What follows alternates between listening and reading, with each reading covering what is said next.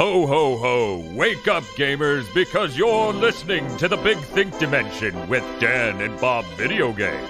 There are no winners here, Bob. You just pulled us all into the losers column with you. Good. KZ, excellent. I say words. And Mr. Feel. My motivations are complex. Here on GigaBoots. Ladies and gentlemen, Bob and I have eaten the Spam Oreo burger. Oh! Whoa! Is it real spam? Or is it fucking Winn-Dixie spam? Oh! It's real spam. You know what? I can send you guys the pictures. Yeah! Man, what a good podcast. I tweeted before this, me filling all the extra cream into one Oreo cookie, and everyone was horrified because it didn't look like cream. That's why I tweeted that for anyone who was wondering what the hell was up with that. Oh. So for people who don't know, the white cream is in fact mayonnaise. Oh! No! You have to be lying! I still think this can work. You have to be lying. Nope. We looked it up. We did the research. That is in fact true. Yeah. This is made to spec. This is a made-to-spec Spam Oreo burger. Thank you, China. McDonald's of China, I believe. See, that's the funny thing. I saw certain people on Twitter being like, why are you acting like China made this? McDonald's made this in China. This is clearly an American assault.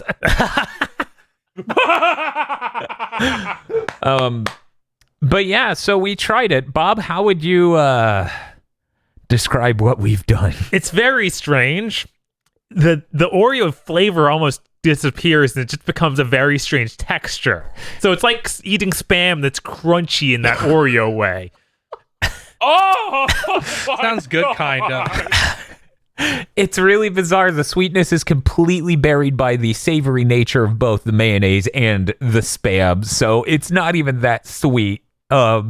I'm gonna be honest. It's just like weird texturally. Yeah, it's like, because keep in mind Oreo cookies, right? They're crunchy at first, but once they get wet in your mouth, they're gummy. Turn to soup. Yeah, so like gummy Spam burger is not something I ever fucking wanted.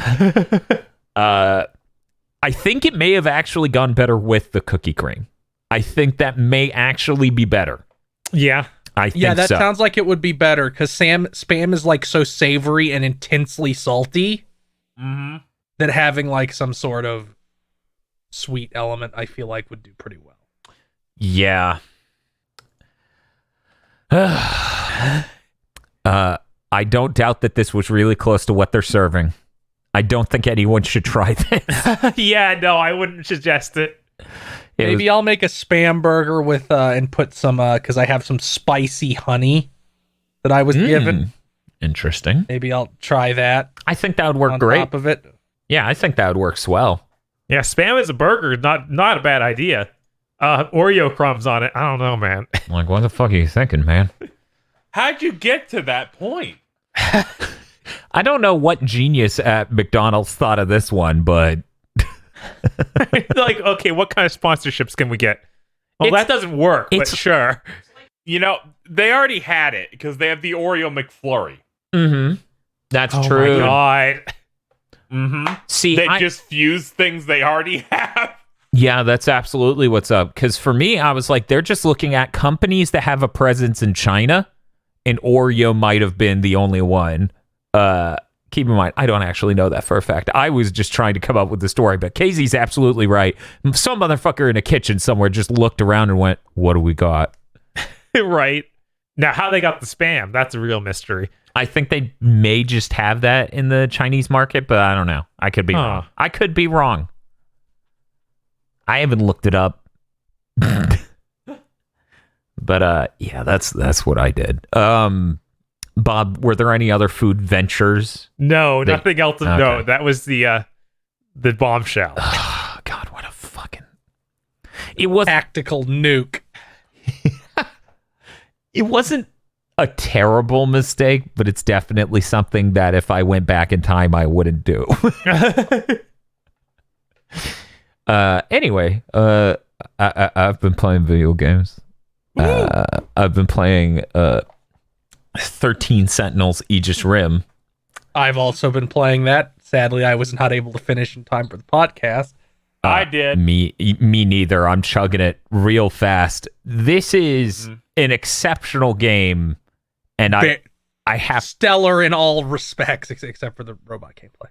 I think the robot gameplay is fine. For me, it mostly just feels like a thorn in my brain because I'm so engaged in the story that going over and to it's that like sucks. go do 10 missions of the robots. I'm like, no.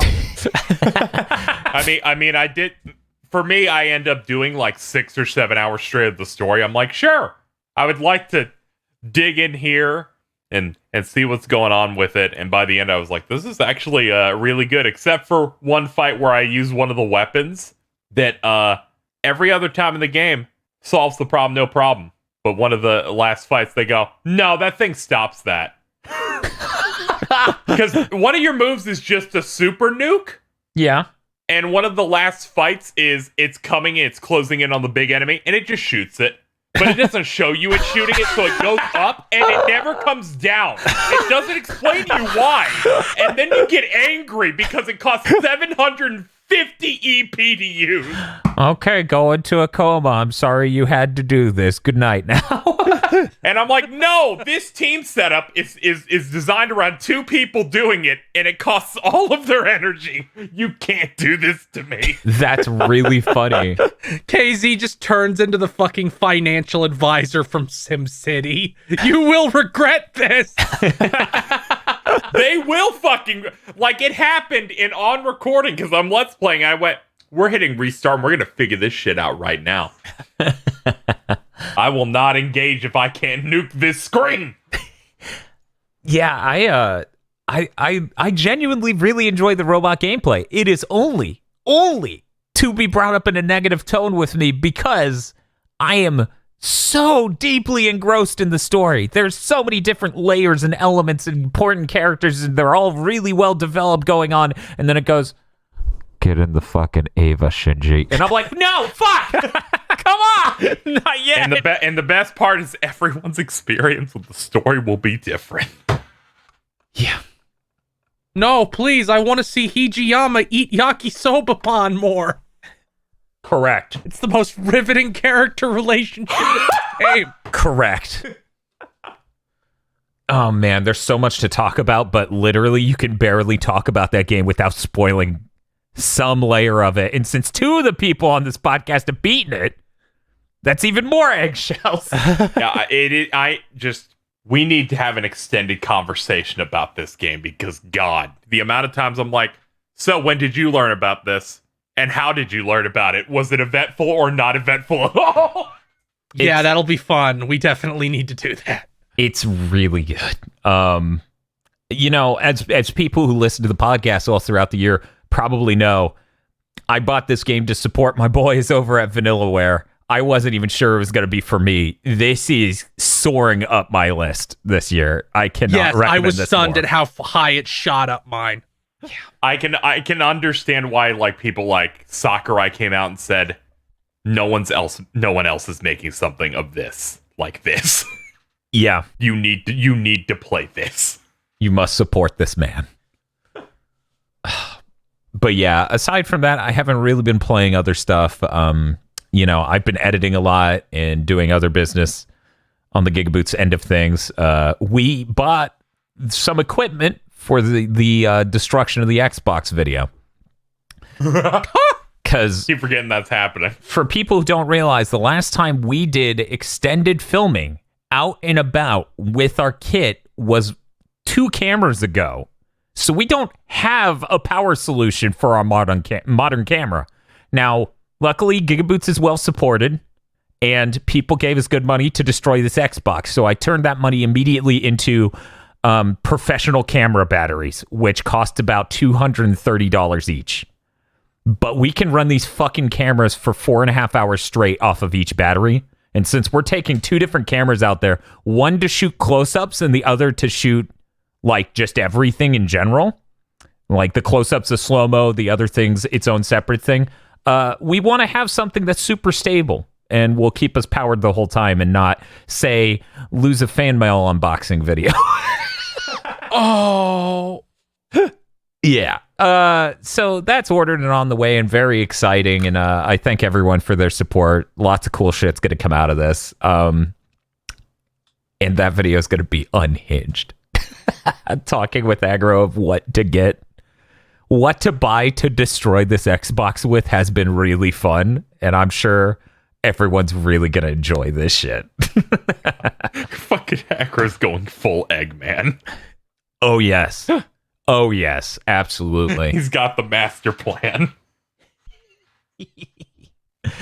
But yeah, so like editing, podcast related stuff, plans for 2021 scheduling, and Aegis Rim, I actually didn't do a single other thing this fucking week. Hey, Bob, have you played games? Yes. Okay, what you been playing? I got into the Back for Blood alpha. Ooh. Back for Blood sounds like it should be, I don't know, Only God Forgives tier movie. I don't. But no, instead, this is Left 4 Dead. This might as well be called Left 4 Dead 3, honestly. This is directly Left 4 Dead. There's very... This is what people wanted. Yes. When they were like, no, why are you making Evolve? Just make Left 4 Dead. That's what we want. Yeah. Yeah, no, Evolve was really disappointing because there was some thought that it might be anything where near as good as Left 4 Dead, and it isn't. Mhm. And they solved that this time by just making Left 4 Dead. Yes, right? yes. The only things that's different, basically, is now you have aim down the sights, so you can, do that. Like Call of Duty, aim down sights. Mm-hmm. Duty. And you've also got a card system. Wait, what? What? Yes. So you select... You always win. You can make your deck of cards that are different abilities Okay. before you start, and then each act, which is like a stage in Left 4 Dead, Yeah. you'll draw another one of them. So like some of the cards are you aim down the sight faster, or you can't aim down sights, but you can your unaimed fire is more accurate and more damage. And that's What's going on with this year with cards? Like, I'm shocked they didn't make Chain of Memories 2 to this year. Like, Yeah, I don't know. It's I don't understand. Like, this summer, you were just getting bombarded with card things. Now I'm just getting upset. I'm now with you. This is weird. the villain, like each round it'll also be like, okay, this is what the enemies drew.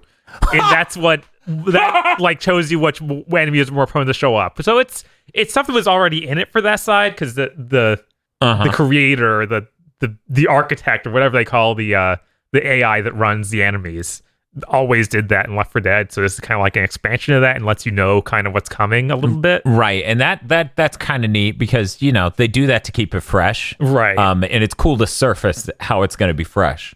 Yeah. And that way, the moment you hit, the final part of this giant level and it just goes, yeah, it's doing this. You just go, oh, of course it is.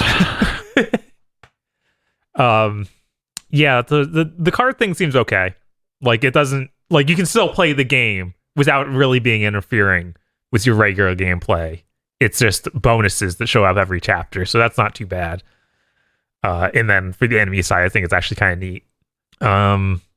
Do the characters, like, I know Left 4 Dead was pre-hero shooter. Do the characters have unique abilities, or are they just characters? They seem to start with unique weapons. Like, you don't seem to be able to select their weapons. It's just like, okay, this girl always has the bat. This dude's already got a machete. Mm-hmm. And then, like, the other two characters have different things. And it sounds like we've only seen 4 characters, but the intro says that there are 8 characters total. So I guess you'll have that when the game actually comes out and have that much more variety. So then why is it not called Back 8 Blood? I don't... Well, no, I assume there'll still be 4 players in the scenario, but you get to choose from a selection of 8 characters. Gotcha. Okay, so it was always referring to the number of players, never the number of characters. Got it. Right, exactly. Wasn't there some like side set of characters in one of them that were bikers? I'm not sure. I remember seeing that. I don't know if it was just a weird fan thing people made, or if it was... People make a shitload of those, so... Right, I don't remember any official stuff that had bikers, but maybe. But the modding community for Left 4 Dead is one of the most, like, powerful modding communities Yeah, in didn't my they just opinion. make an expansion with new levels? Yes. That I like forgot. Valve was like, sure, go ahead. Yeah, those people arc with energy at all times. Apparently, I was looking up other stuff for this game, and something I saw that showed up in a lot of complaint threads was about a ladder. So apparently, there's a point in the stage where you get on a ladder and it can instant kill you, even though the bottom of the ladder you can jump to without taking any damage. Wait, what does the ladder do? Is it like Final Destination 2 ladder? Like apparently, there's a button pressed mini game you have to do to stay on the ladder and climb down it properly. And fail it, you just die, even though you No, can that's jump good. over it. Keep it in. Yeah, no, that sounds hilarious. Keep it in and make the game's difficulty like scale how ridiculous it is. Yeah, and then on console, use motion control. Oh no!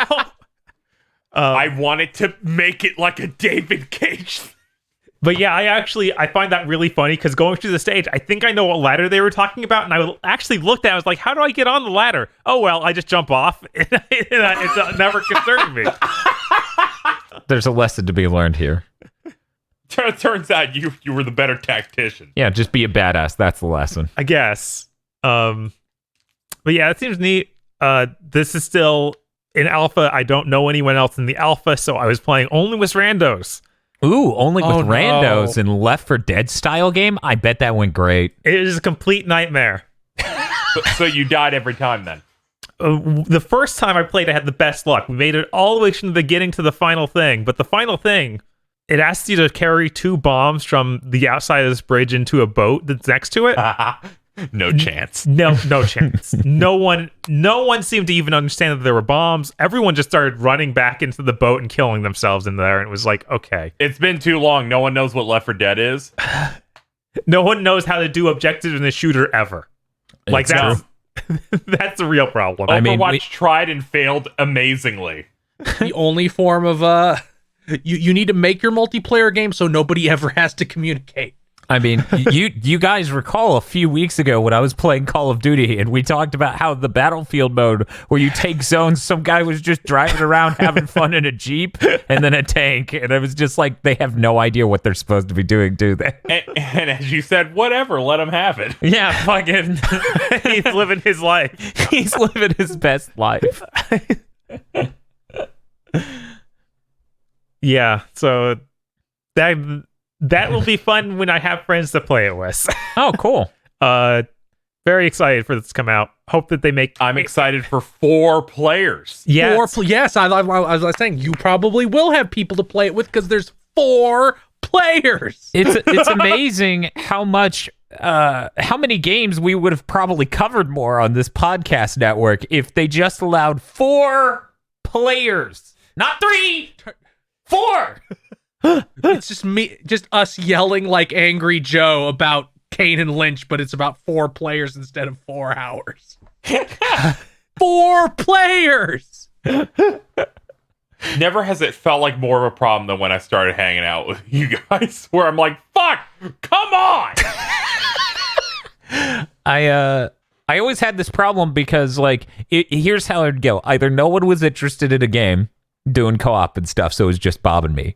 Or 2 people were interested, so it was like, okay, Bob, which one of our friends are we shunning for Destiny? Like it was always that sort of situation with me. But hey, we can't complain too much. We might have all fallen into the pitfall that was fucking Godfall. That's true. It bored us away pretty well. Yeah. Yeah, I would have pre-ordered that digitally. I would have been doomed. Godfall just got confused because they heard all the feedback about having 4 players and thought they meant having 4 levels.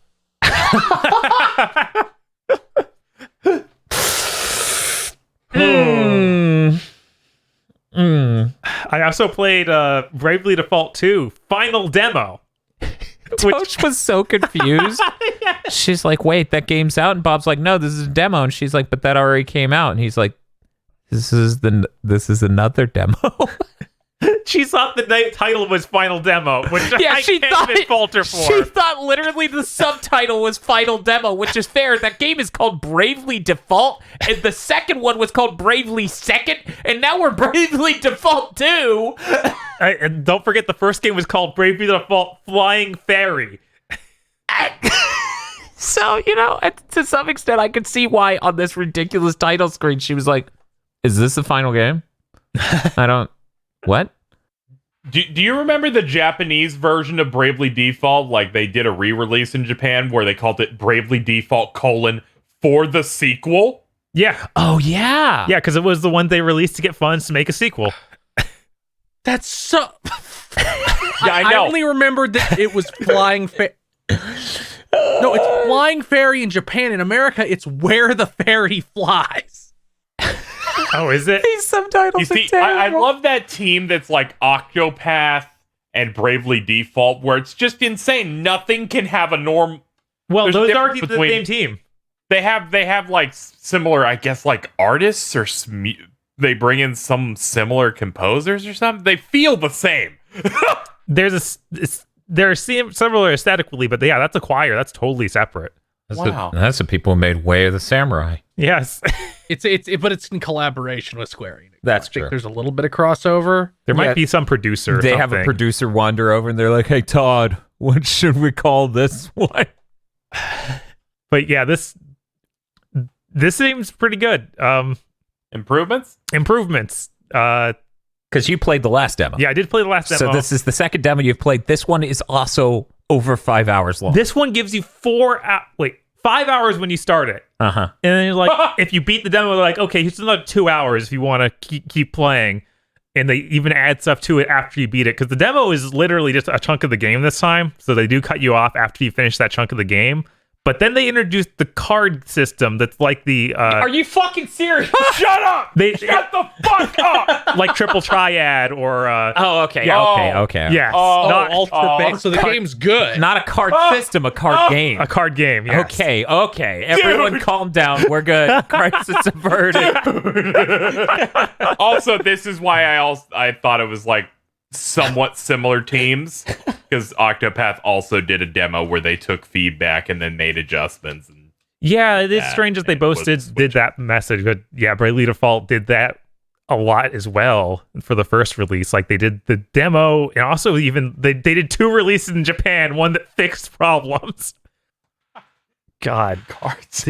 But yeah, the card game. So now it literally it works like Triple Triad in that Final Fantasy IX one, where you can just challenge random people in the world that are like, oh, I have cards, so yeah, I'll play you. And then you can beat them and get their cards. And the card game is more like, it's this weird combination of Reversi or Otella. Othello. Where, you each have your own color, and if you pair or like lock something in or between your color and their color, it'll fill in the line. Mm-hmm. So kind of like that, but then there's lots of weird stipulations to it. Like you're setting down weird shapes. Like it's not always a single square you take up. Some of your cards are like, okay, I do this 2 blocks next to each other, or I do this weird diagonal shape, or some of them have armor. It's very like a souped up version of that. It might be good. I'm terrible at it. But I'm sure there'll be something I have to use it for to get the ultimate weapon, and I'm kind of sad. If you're going to have a card game, you need to make it as based as Final Fantasy VIII, where it's like, you can just break the game in like the first hour if you play the card game right. Yeah, that's the correct way to do it. Yes, I agree. Other things that I noticed throughout this is, since this is the real story, I can actually comment on that at all. In the first Bravely Default, I think one of the biggest weaknesses of the storytelling was every time you found a job user that you would steal their job from them, they would die. You would kill them and get their job. And that became incredibly obvious where the story was headed multiple times through that game. This time, you defeat them and you just get their job, but they survive and they're knocked into like their generic outfit of, oh, I'm in like basically pajamas now. That's pretty good, actually. Like the idea is like some badass Dark Knight and you steal it and they're in their boxers. Hey, that's what happened to Kylo Ren in Rise of Skywalker. Yeah, it's a power up. He lost his Sith Lord asterisk and got knocked into the fucking Gap outfit he was wearing at the end. God. So that's exciting. I think that a lot of the worst parts of the story in 1 came from that. Like, I think it's fine to be able to kill characters, for sure. Like, that needs to happen. But when it was every single time, it was like, okay, I know exactly how this is going to turn out. Yeah, well, when you start to realize in stories, especially like RPGs, that you start seeing the gears moving, and you're like, okay, well, now I know how the next couple hours are going to be, because it's the exact same thing again. Yeah, I've gone to another town, and I've introduced 3 different guys with job classes. I wonder what'll happen to each one. Yeah, I know. That was part of my issue with some of those Trails games, where I'm like, I know what's going to happen. See, this is fucking that hilarious. Is a problem. Because as Bob is describing this problem to me, I'm playing 13 Sentinels. Yeah, that is not a problem over there. That's not a problem in 13 Sentinels, because after finishing, I'm like, the only repeated scenes in the entire game across all characters I can count on one hand. Yeah. It's like, so eventually, surely I'll just be seeing the same scenes from a different character's perspective at some point, right? Right? Right? Only a hack would do that. I still think the knight armor in this game is the worst looking thing in the game. I don't know how it made it to the second demo. I gotta look this up. One moment. It's super shiny. I did not post a picture on Twitter. I should have.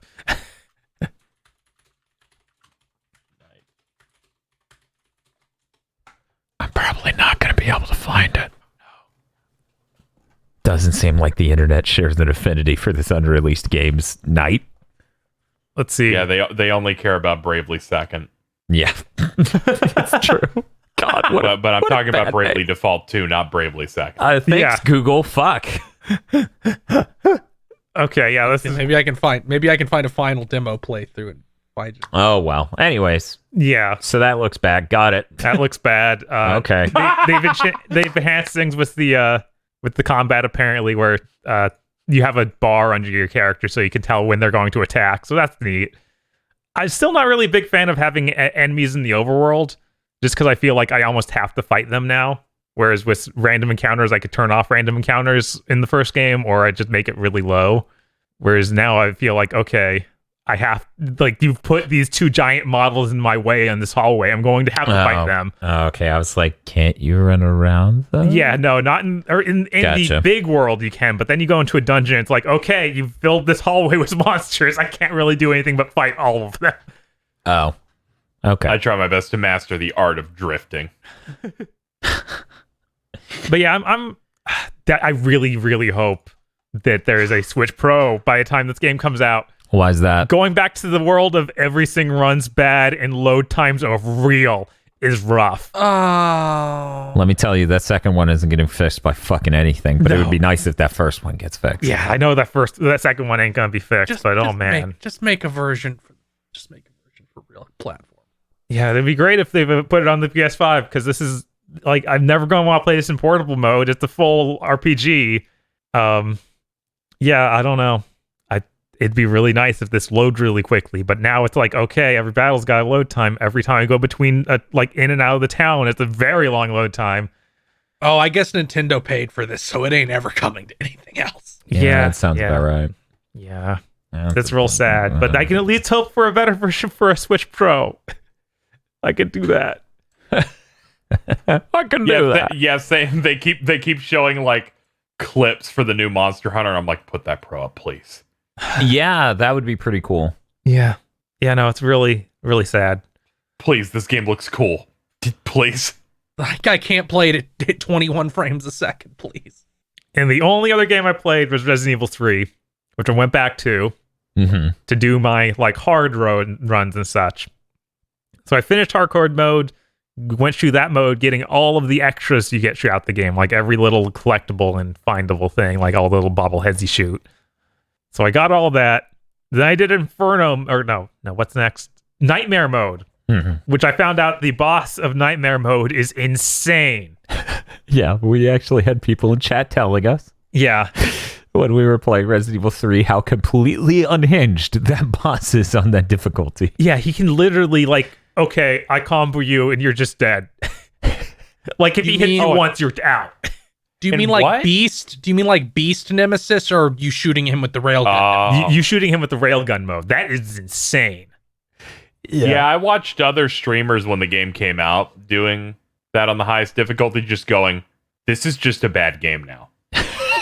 Yeah, This is just a genuinely terrible fucking video game. I got to the point where, okay, the only way I made it doable, I bought every single power-up coin. So 2 defense coins, 2 healing coins. That means that I have enough time between 2 hits that I heal enough so that the 3rd hit doesn't kill me. Or the 2nd hit doesn't kill me. So I can endure 3 hits in a row. Sorry, 2 hits in a row. 2 hits in a row. If he hits me 3 times, I'm dead. But as long as I dodge the first hit in his 3-hit combo, I survive. And then you use a first aid spray and push the box slightly more into the slot. Well, once you're not pushing the box until you get him fully downed. So you have to shoot all his target points, which there's now, I think, twice as many target points on him. Yeah, I noticed that looked more than usual. I was like, wasn't it like nearly half this amount before? What the heck? Right? So you have basically the only way to do this is to perfect dodge and do the slow down time, shoot one using the super gun, the Rai-10, that can hit weak points really hard, and then dodge again before his next hit hits and get another super dodge slow down time moment to shoot another one. And just keep doing that over and over again. And it's really hard and it's really annoying. So maybe playing through this game on the hardest difficulty, trying to be a completionist, isn't the best idea. Yeah, maybe not. It's still kind of neat once you get it down. Once you figure out the coin thing, if you don't have enough money for all those coins, that's really sad. Then you came here too early, son. Because having that one extra hit really is necessary, because it just felt unlearnable without that. Like, I need to be able to make a little bit of errors or else I can't learn this pattern. But yeah.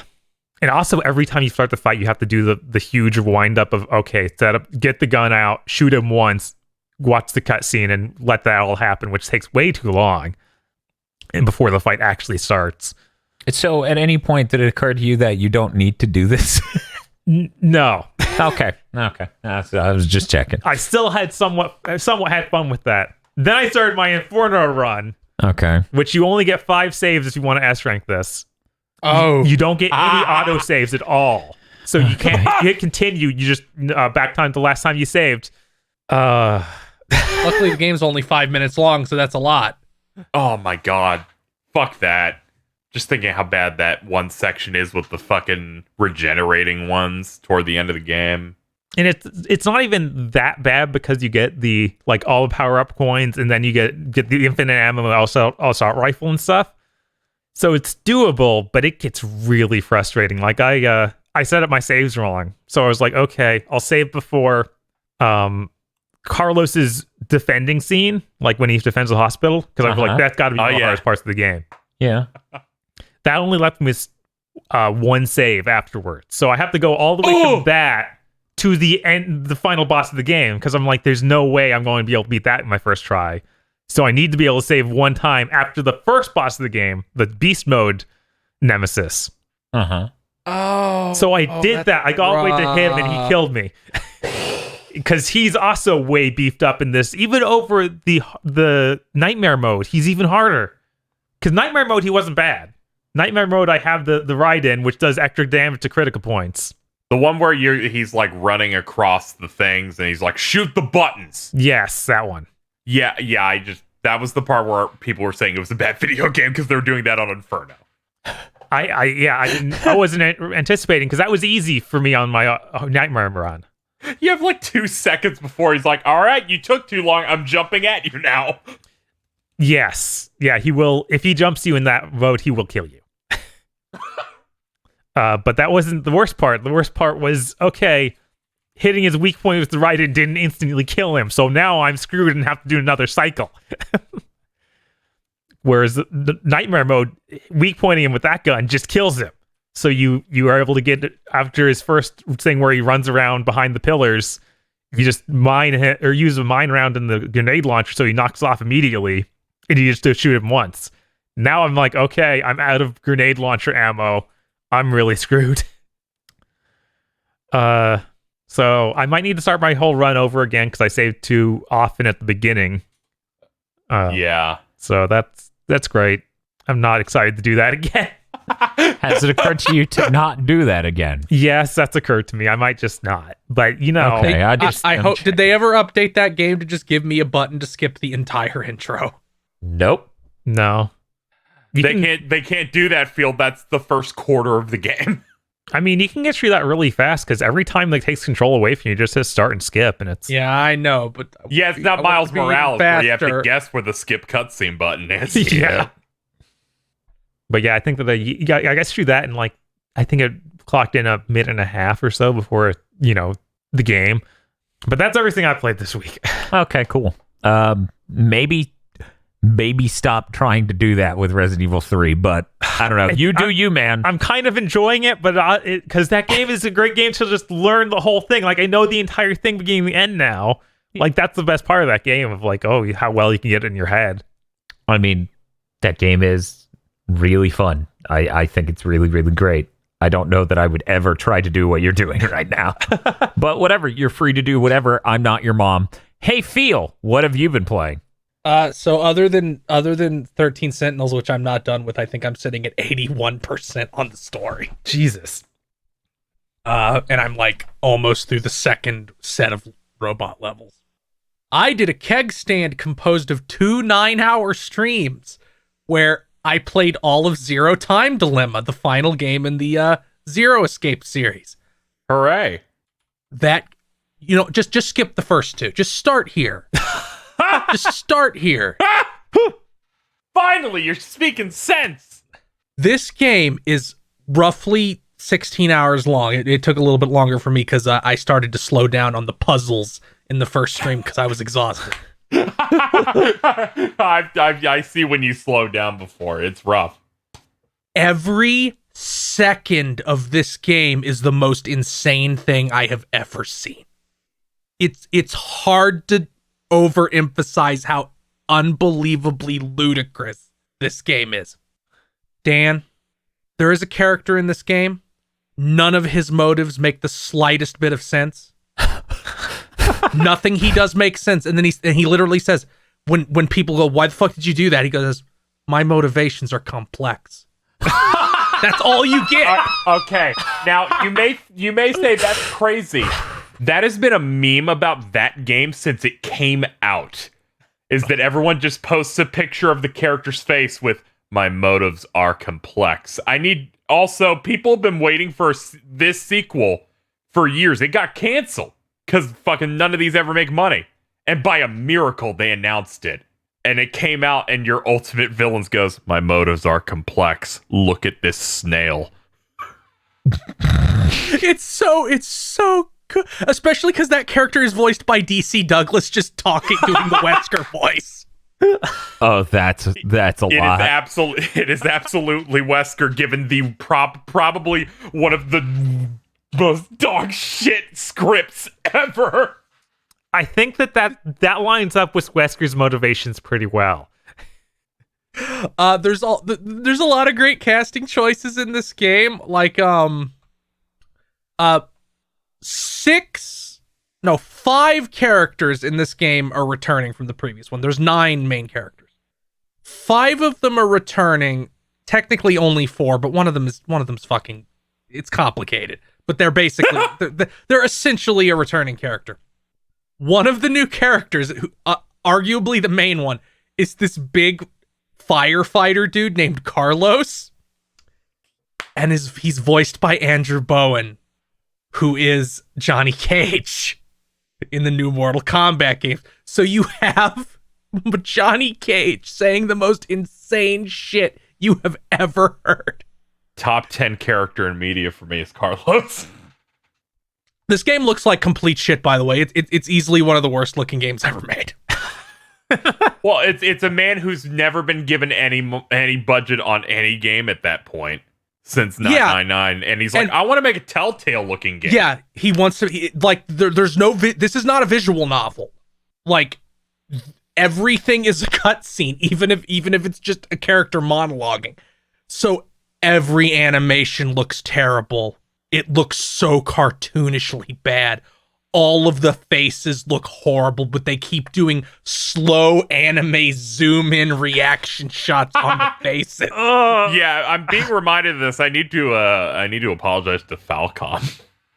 I'm gonna post one of the faces because the one thing they're good at, the one thing is making characters that just are displaying a level of just lack of comprehension that I've never seen before.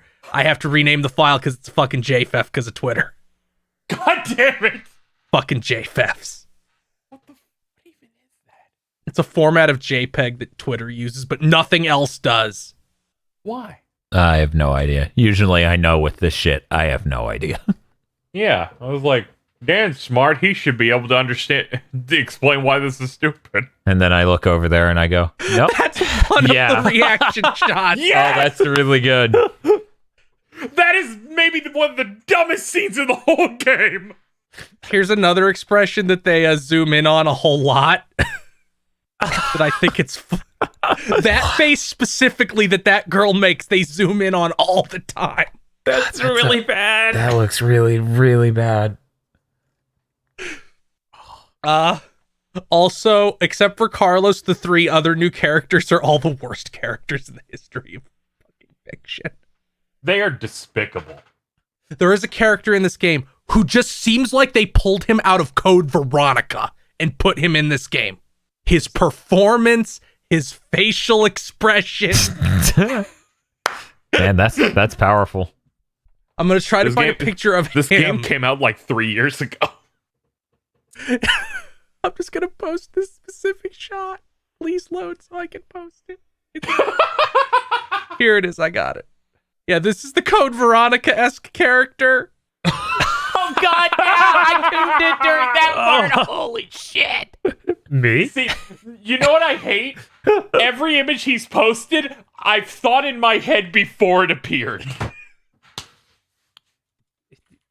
My God. And His hand just upsets me. I reported on Twitter that I like this so much more than Virtue's Last Word. People got upset, to which I argue, are you stupid? Of course I like a game that's 15 hours long and is non-breakneck pace of the most psychotic things in over and over again with zero downtime versus something that is 30 hours of filler. And this game is 15 hours long. It has 13 escape rooms. Virtue's Last Reward is 40 hours long. You know how many escape rooms that game has? 16. Oh. It's 3 times longer and has 3 more escape rooms. The way you describe being bombarded with shit, and that makes me go, man, 13 Sentinels really is the good version of Zero Time Dilemma.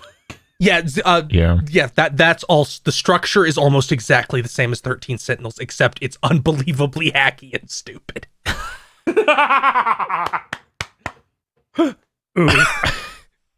I recommend everyone play Zero Time Dilemma, even if you don't play the first 2 games, because they assume you didn't, because this came out 5 years after the previous one, and like totally abandons any anime aesthetic. Like they very obviously wanted this to be more westernized.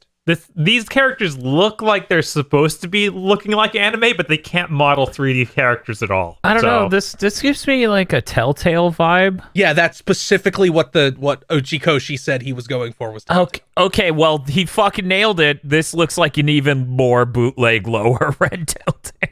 It's just, I don't know. With that like, girl, her anime eyes are still like pastured onto a Telltale model, so I'm getting confusion here. The characters are weird because one of the female characters that was in the other games looks completely different here, and no fan has been able to justify it to me besides them saying, well, the character artist drew it differently, so they modeled it based on that. And I'm like, why would they make a a brown-haired girl purple hair now and not explain it? Why? Purple's a good color. But yeah, That's it. Uchikoshi's really great. I mean, he improved. He had to have. His next game snuck onto our GOTY list last year. I feel like Oh, AI is him as well. the Zero Escapes. Yeah. So is Punchline, which Dan loves. I think. The anime. I haven't played the game. I mean, it's an adaptation of the game he wrote. So I think he should get a little credit. Wait, the Punchline anime is an adaptation of a game? I'm pretty sure it is, unless I'm just I thought it went wrong. I think that went the other way, man. Let me check. Maybe I'm entirely wrong. Oh yeah, it went the other way. Okay. Yeah, I was like, I because swear that to almost God. never happens.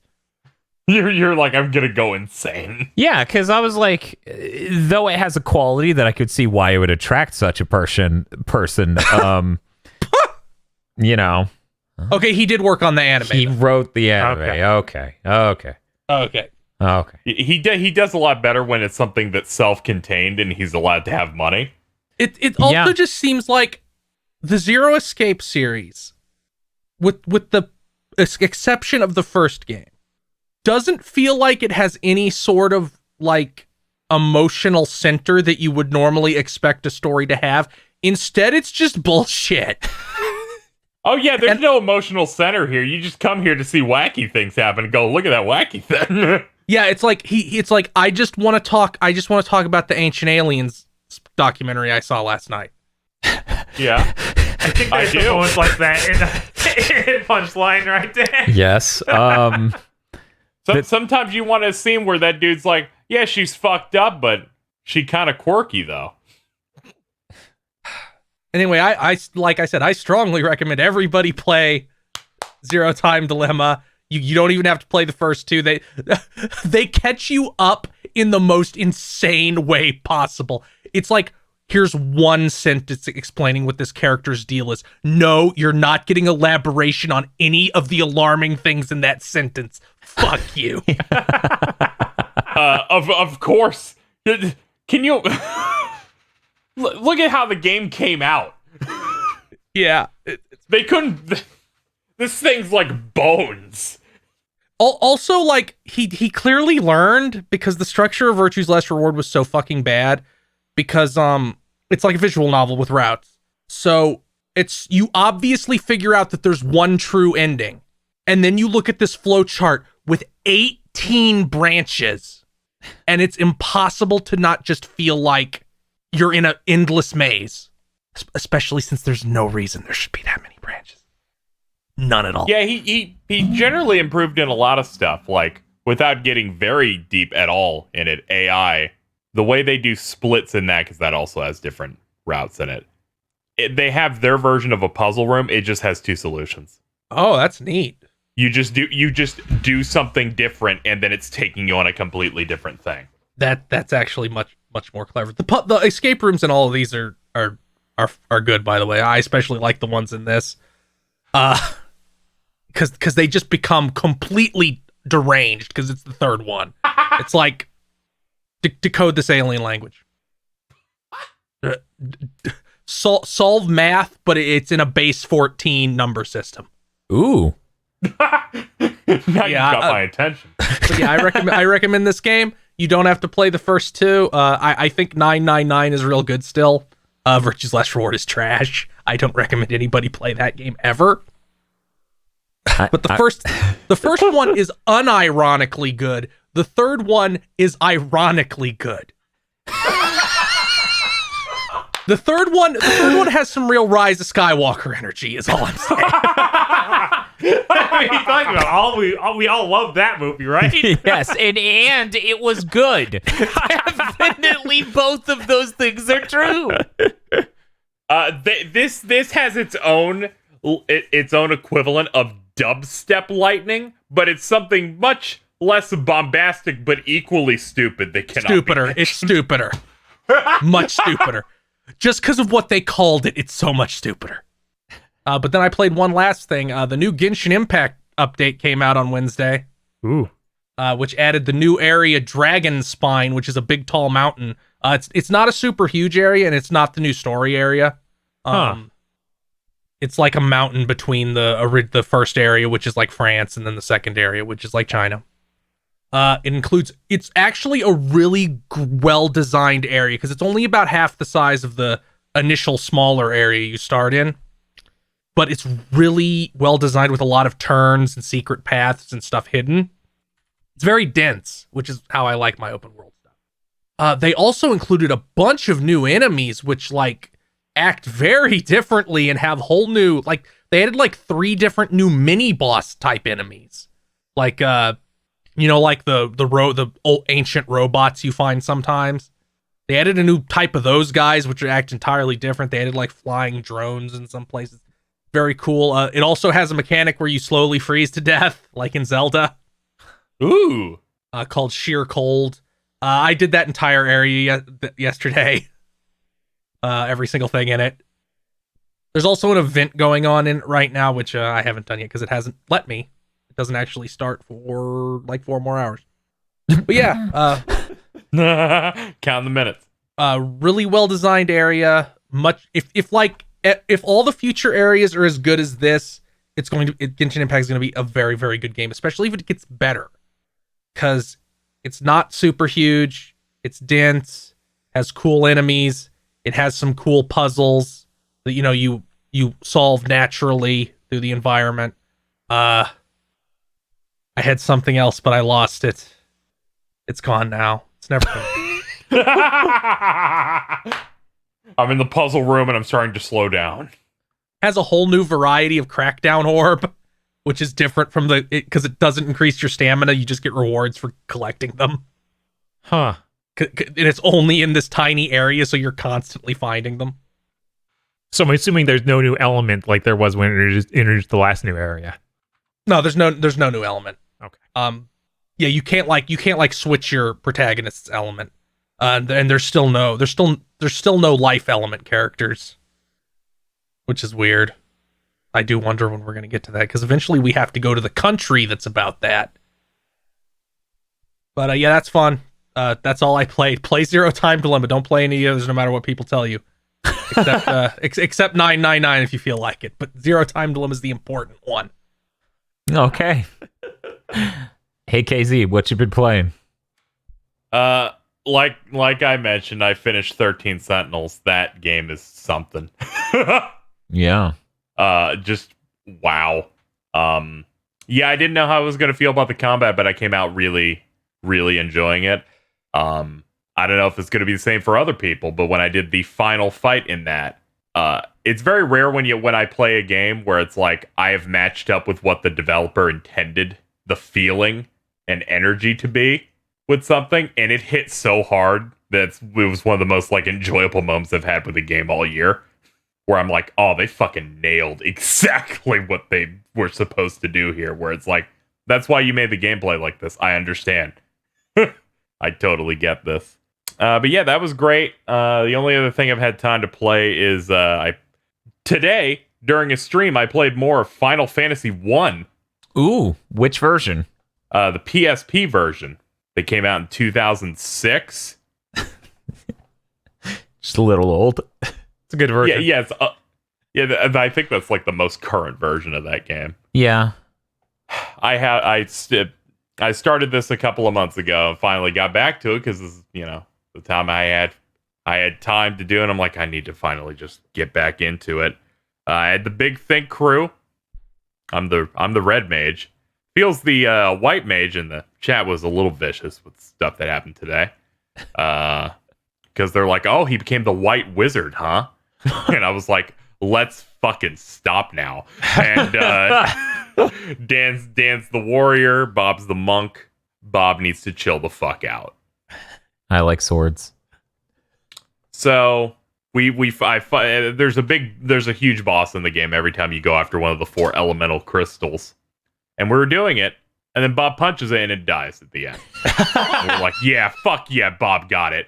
So then people started adding predictions on Twitch where you can bet on something, and every one of them was the same, and it was, will Bob kill the boss? And for the 6 times it happened, he did it every time. MVP. Even when we fought like Tiamat and he was doing 40 damage a turn, he did it. He did it. The chat was in hysterics. They could not believe that you continued to do that. Someone's like, I bet he didn't do it for the first boss in the previous game. Thankfully, boss refights happen at the end of the game, so you killed it then. I forgot to save, so I lost 15 minutes of progress, so I had to redo a boss. You killed it again. Like to take a quick aside to thank Shibuya, Twitter user Shibuya Gato, and also Podlord, who ran my Twitch chat during Zero Time Dilemma and did predictions for all the insane things in that game. God. Where I had to make a choice. Predictions It was very disconcerting when I just see a prediction pop up. Will Field get a game over? Because sometimes they'll give you that choice where it's like, yeah, make this choice. All right, you made it. All right, everyone's dead now. Or something stupid happens and they just say, go back, do it again. Yeah, we actually forgot to talk about Sephiroth at all. Oh yeah, we didn't. He's fun. There, did it, nailed it. We did. We did a predictions Twitch stream. Yeah, that was fun. Yeah. Based in J-Pill. What was this talk is reminding me that Bravely Default completely rebalanced the monk character, because in the first demo they were completely unbalanced and broken, And now they're bad. Oh yeah, fucking Die came into my chat and said the most fucked up thing about Final Fantasy 1. What? You can stack buffs and there's no limit. So you can just... So in the end, I realized the ultimate strat is to get Temper, the attack buff on Bob, and just keep throwing it on him. And at the end, it was like everyone's average damage was 100, maybe 200 if it was a big hit. Got 980. Whoa! On one. And I'm like, this is a problem. That's how I win. He's like, yeah. The strat is you get your physical fighter, and you just have one person spamming protects on them because that will stack as well. An attack buff, and then they're just an invincible thing that's doing 10 times more damage than everyone else. I think it's funny because Bravely Default actually got this thing saying, "Hey, this will give you a 10% buff. It maxes out at such and such percent," and it's like, oh, okay. I guess you have to learn from Final Fantasy 1. Yeah. By the way, some of those fucking dungeons in Final Fantasy 1 are despicable. KZ, yeah, that makes sense. Yeah. It gets so much worse in 2. I'm really excited because I went into one and I pulled up a map each time. Shout out to the dude on GameFAQs who made these maps in 2001. And copyrighted them and put a Hotmail email on there. One of them is like they mark with letters where chests are. Just because, old maps would be like, each thing is said, here's the key for the map of like what each thing is. And I hit a chest and I was like, what is the J chest supposed to be? And it's like, oh, it's flame mail. I'm like, okay, cool. There are 3 other chests across this room because it's a room that's a circle that shoots out in 8 directions. The bottom left diagonal one's the boss. There's nothing different about it. It's just that's how those games had to be back then. Nightmares. Value. 3 of the routes are dead ends, and 4 of the routes are chests. I got flame mail from 1. Dan, guess what one of those chests had? A giant John Wilkes Booth? Trick question. The other 3 chests are empty. What? They're just open chests. So as it turns out, of the 4 chests in there, only one of them has something. You just walk up to them and they're open. What? So out of the 8 different directions at the end of a dungeon, 6 of them are basically nothing. One of them is a chest, and one of them is the boss. Hey, it's called Final Fantasy, not very good fantasy. Yeah, it was a little crazy. I'm like, if I have a map and a guide and a fast forward button, Well, this seems to be a pretty pleasant experience. Yep. You should have Nintendo Power. I probably would have finished it today, but I didn't buy ethers before going into the last dungeon. I wasn't aware that they're like, you will fight every single boss in the game, and this dungeon is 4 times longer than anything else in the game. Yeah, that is the thing. And I'm like, I was ready for it to be a little long, but not you're fighting 5 very long bosses in a row. Also, they don't have any prep for them. It's just they have zones in the map as you close in where it's like, this hallway has a forced random battle activate. The big boss is right here. It's not like you walk into a chamber in a traditional RPG and they're like, I'm back. It's the door's like 10 tiles away. Just put them there. I guess it's acceptable under the conditions that I'm putting it under. And only those conditions. I'm looking forward to playing Final Fantasy II, which, as described to me by Dai, I got halfway in and then couldn't do it anymore. Yeah, I could not tolerate this anymore. Is that the one with the wild rose? Yes. Yes. Supposedly, I played that game and can't remember the Wild Rose, but I remember he had it in Disgaea. and to think that Final Fantasy 1 is more polished than any of the first 4 Dragon Quest games. Oh.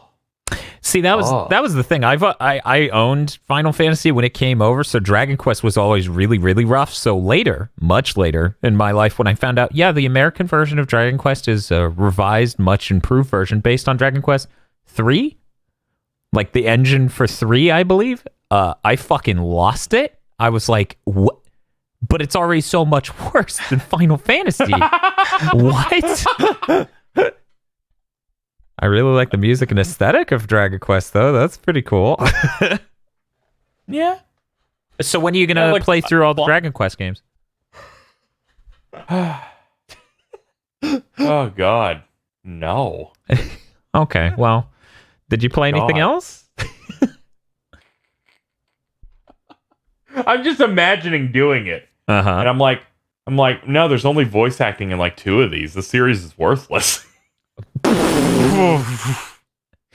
I need them to say things in weird accents to me, or else what's the point?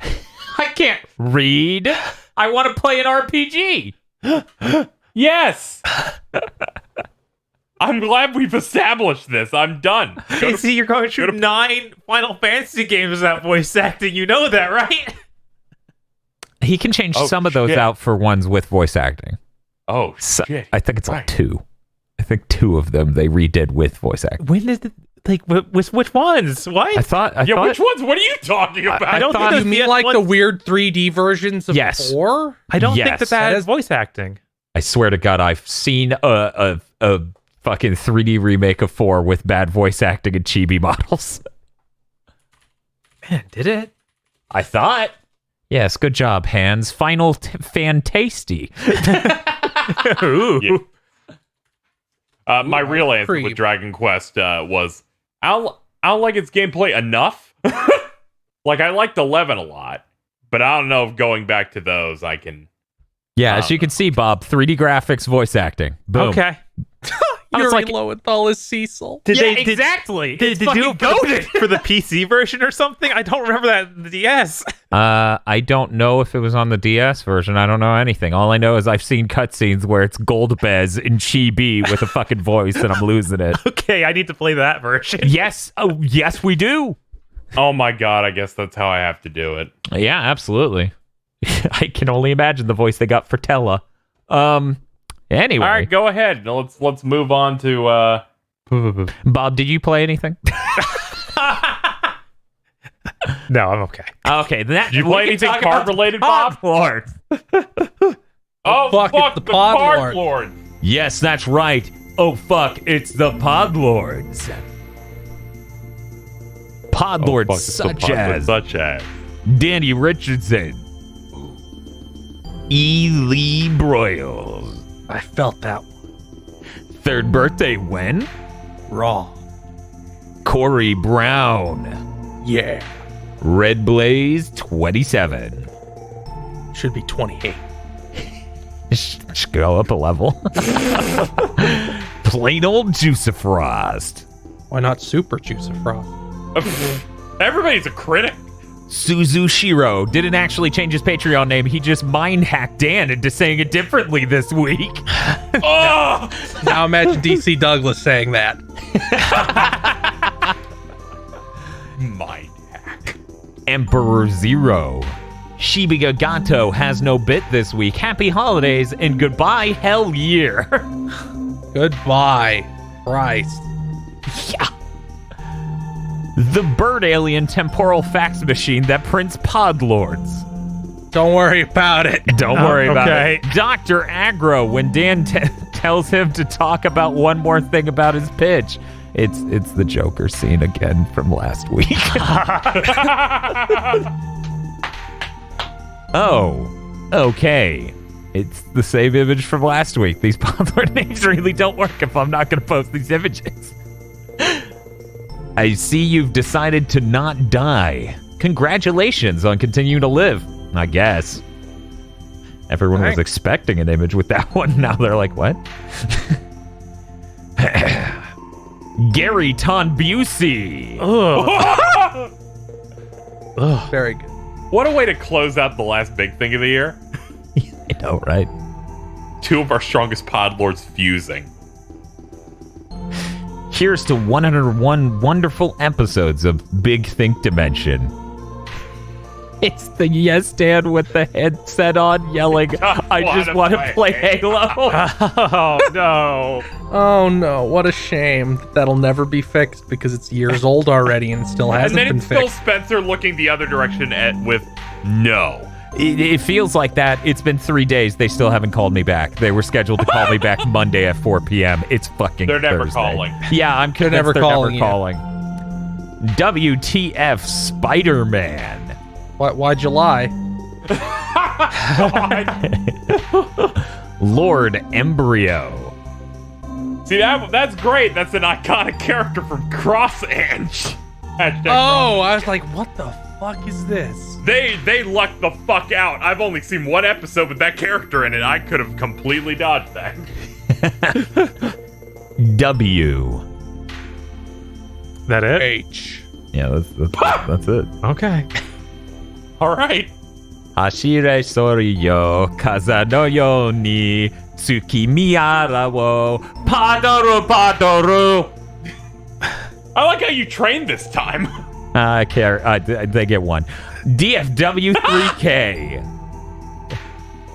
You guys are lucky he's in the spirit. It's only because Christmas is in 4 hours.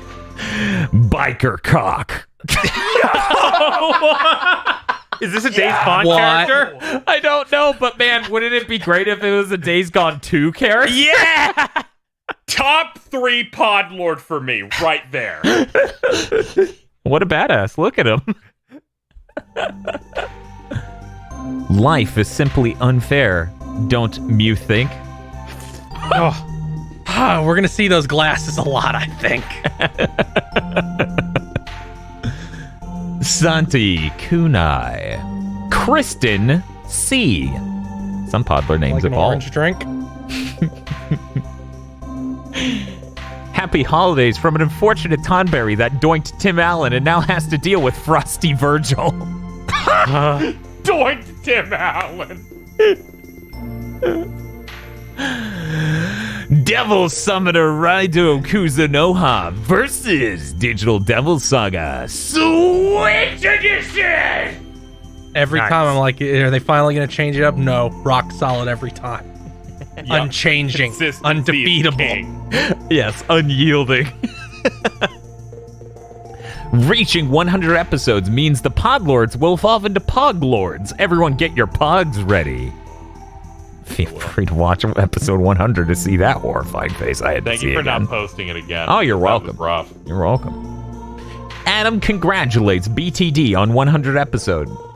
Here's to 100 more and be banning all the horny forever. Once again, you can try. You'll can try. fail, but you can make an attempt. Yeah, just like Shibuya, you will fail. Kyle Bjork. Yeah! The Podlords, but every stupid name makes it faster. Are you challenging me? I'll do it. Apple Gothic, snowed-in scythe mistress. Please, I need the work. Zilter. Get Cheez-Its for a free 14-day trial of Xbox Game Pass Ultimate. What a steal! I hope that's real. I hope that's this year's version of the Rice Krispie treats. I think it is. This is what makes it sad, Dan. I see Oh my promotion. god, it is real. Fuck off. You see, I keep seeing ads for like Fortnite, where if you play Fortnite, you get like a free trial of Disney Plus, and I think that's normal. But anything with Game Pass, I lose it. It's Cause they make shit like this, Casey. Cause they produce things for you that look like where is that fucking thing? That look like this. Cheese, it's Pringles and Pop-Tarts. Now, based on this image, Microsoft's three pillars, their three kings, are Destiny 2, a game they don't own and don't even have preferential marketing for, Sea of Thieves, and Halo. Sea of Thieves, the Pringles of Xbox games. I'm afraid that these three pillars won't be holding this up very much longer. I'm out of ideas for Podlord names this month. Have a Merry Christmas, GigaBoys. Thank you, Taokaka. I'm always grateful What for you your smiling support. about? She's just that full of joy. Yeah, it's holiday season. Yep. Oh, okay. Zasterder is trying to find that third bird. Uh-oh. You were really enjoying Cyberpunk's climactic finale, but the game just crashed for the 40th time. Just give it like 6 months. It'll be fine. Oh, to this pod lord, you're also my patron. I made a new sequence of credits. I named you 40th Cyberpunk Crash because I couldn't figure out who you were. Sorry. Enjoy that for 40 episodes of a Let's Play. Kurozora. Blig de blue shoots this blue. What? Don't worry about it. Craig Goss. I like the Craig Goss rifle.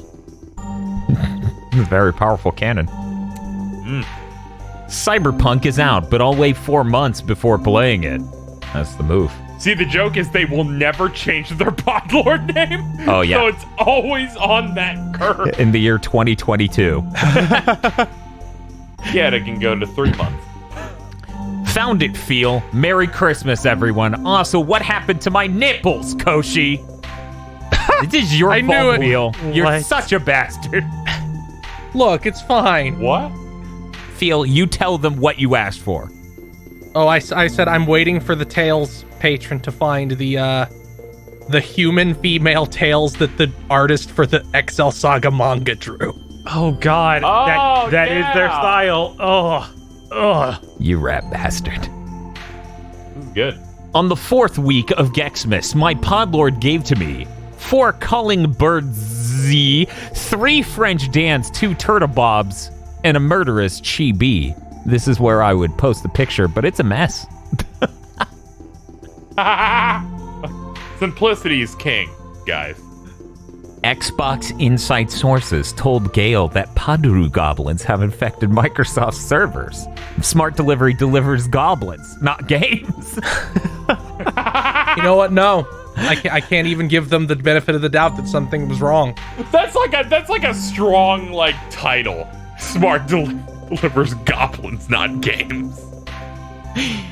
Well, technically, has reclaimed his status as a podlord. Please give me some time to think of bits.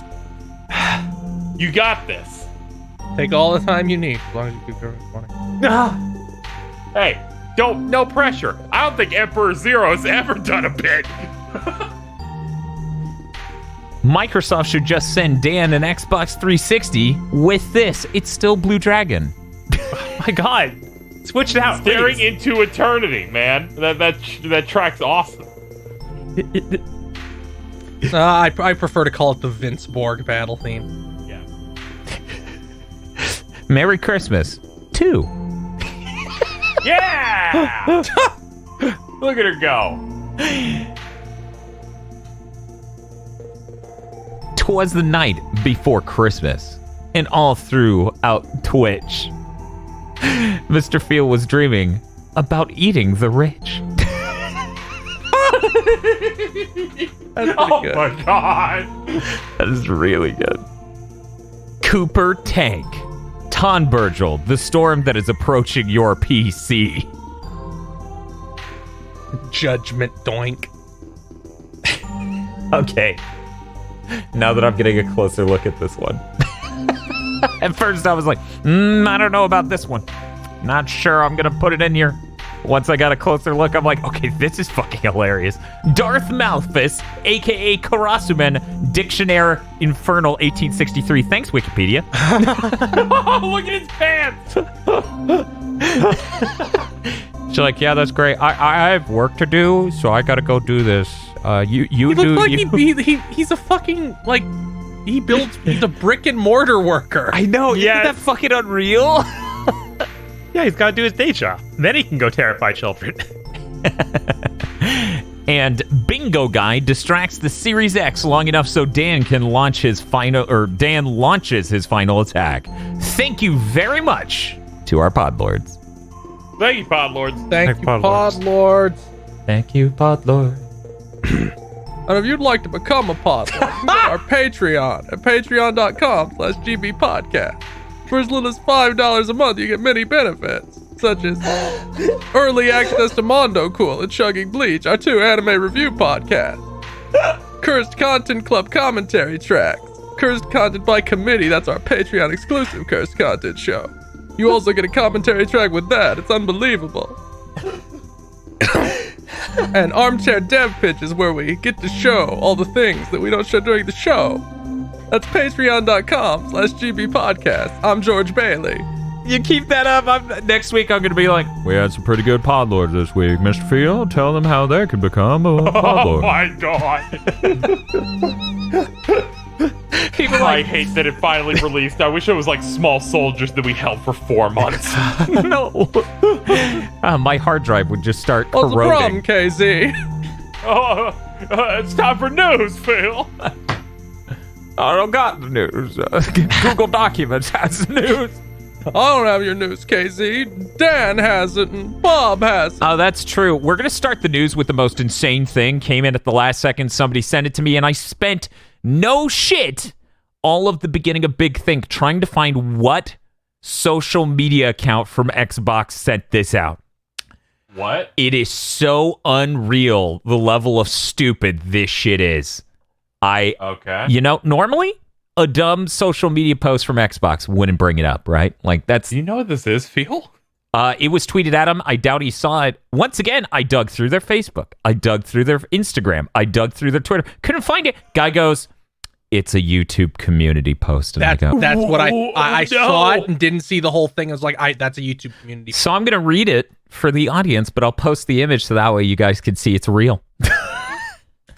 I'm gonna look away. You're in a modern art museum.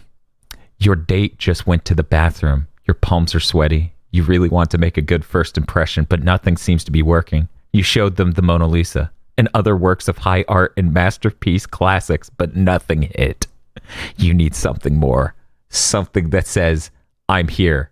I'm connected. I'm an intellectual, and strikes you with that gut dropping feeling in your stomach that lets you know you're alive. Suddenly, as they're coming back to meet you, and your anxiety tries to fool you into thinking they're unenthused, you see a spotlight shine down from the heavens, and this immersive canvas materializes on a monolithic wall in the distance. You turn to your date. They see it too. What is that? They ask, jaw dropped and mesmerized. You turn your head to them and smile, knowing this piece was sent just for you. Art, baby. It's art. And it's a fucking kaleidoscope of the Xbox Series S. Oh! The Series S! Yeah. Yeah. Man, I'm that upset. is intense. All right, I know we punch on them a lot. I know we don't let them have any wins ever, okay? They deserve Nothing.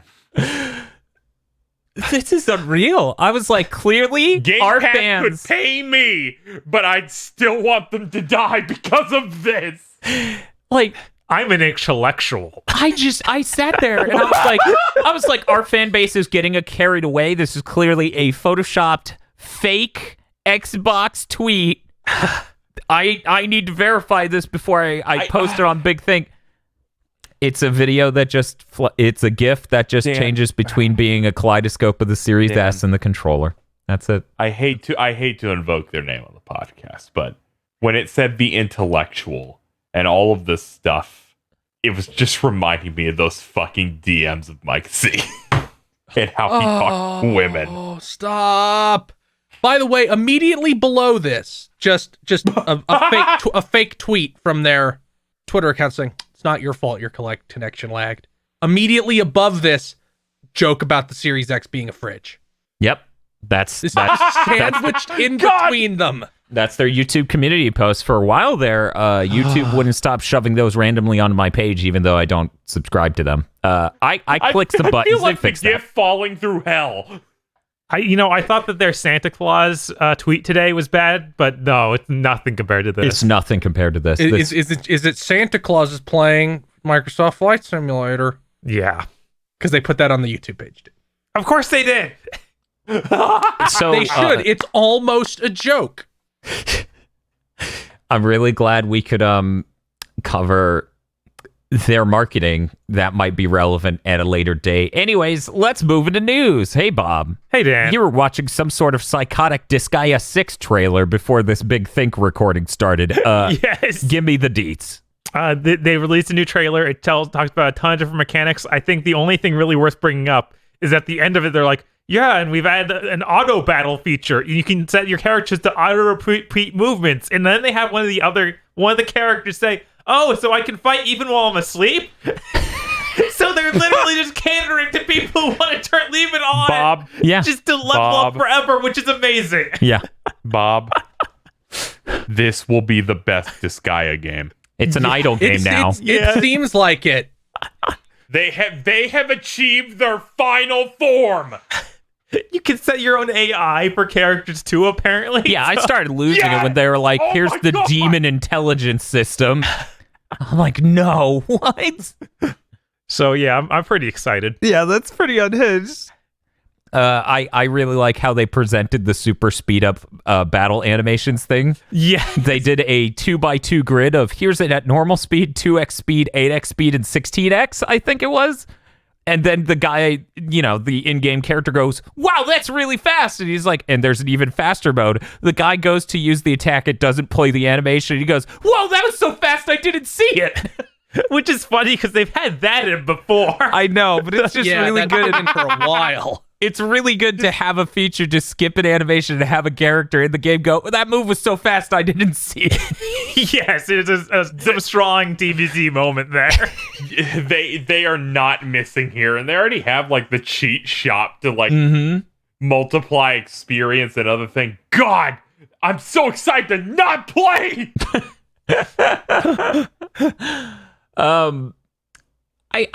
We got some other news. It's sitting in your section. We can start with Teruyuki Toriyama is leaving Sony Interactive Entertainment Japan Studio. He was a producer on Demon Souls, Bloodborne, and Soul Sacrifice. It's unknown where that guy's heading, but this follows up the reports from earlier of that new studio, Bokeh Game Studio, being founded by people who left Sony Japan. And they followed up with more news this week where they're saying they're making a horror action adventure game aiming for 2023. So at this point, I think we have enough confirmed people leaving where it's like, yeah, okay. Yeah, it does seem like it's being gutted. It's pretty Yeah, sad. they're not doing Ape Escape. I don't know. We still might get Asobi to do that. Maybe. Who knows? Asobi makes really good stuff. But yeah, no, it really seems like they're like, okay, well, we can't ship Spider-Mans over here. It's like, yeah, did you know that no one else in the industry can ship Spider-Mans? Yeah, Insomniac built fucking different. Correct. Yes, built with millions and millions of dollars and the world's largest IP. Yes, exactly. I can't think of a single other game or game studio that can even fucking approach that. That's unreal. I still struggle to cope with the fact that it's like, yeah, Insomniac has 2 teams, and their B team is Ratchet. Yeah, I know.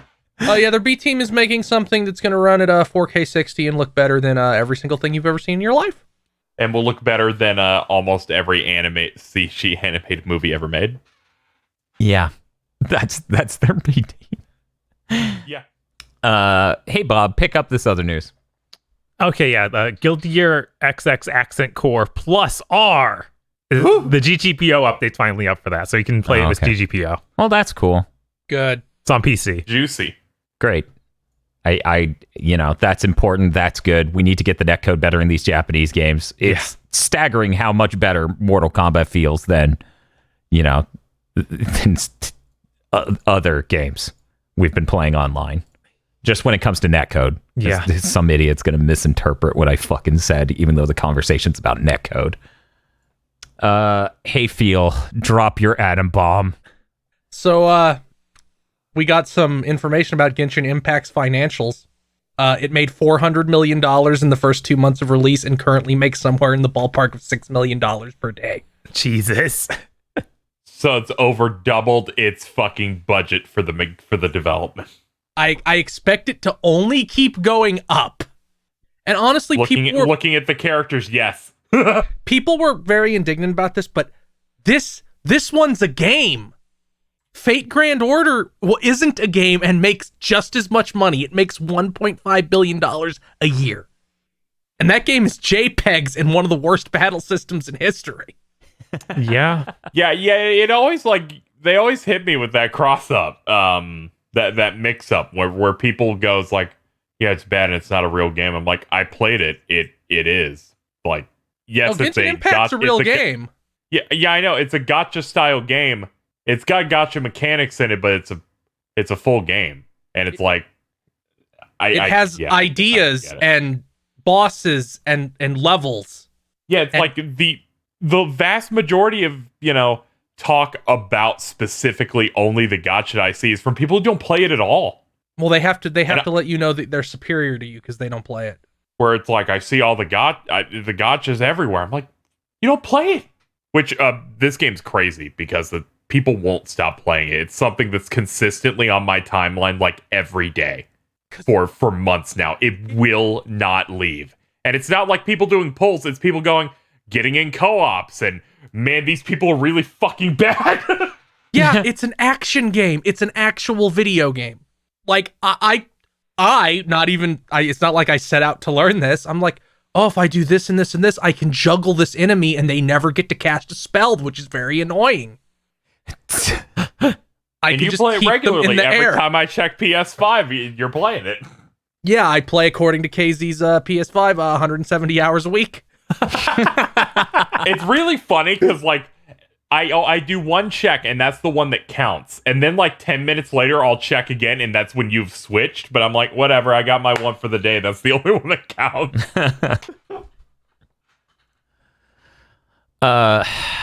Okay, change of news. I actually didn't post this in the news document, so that way it would sucker punch people.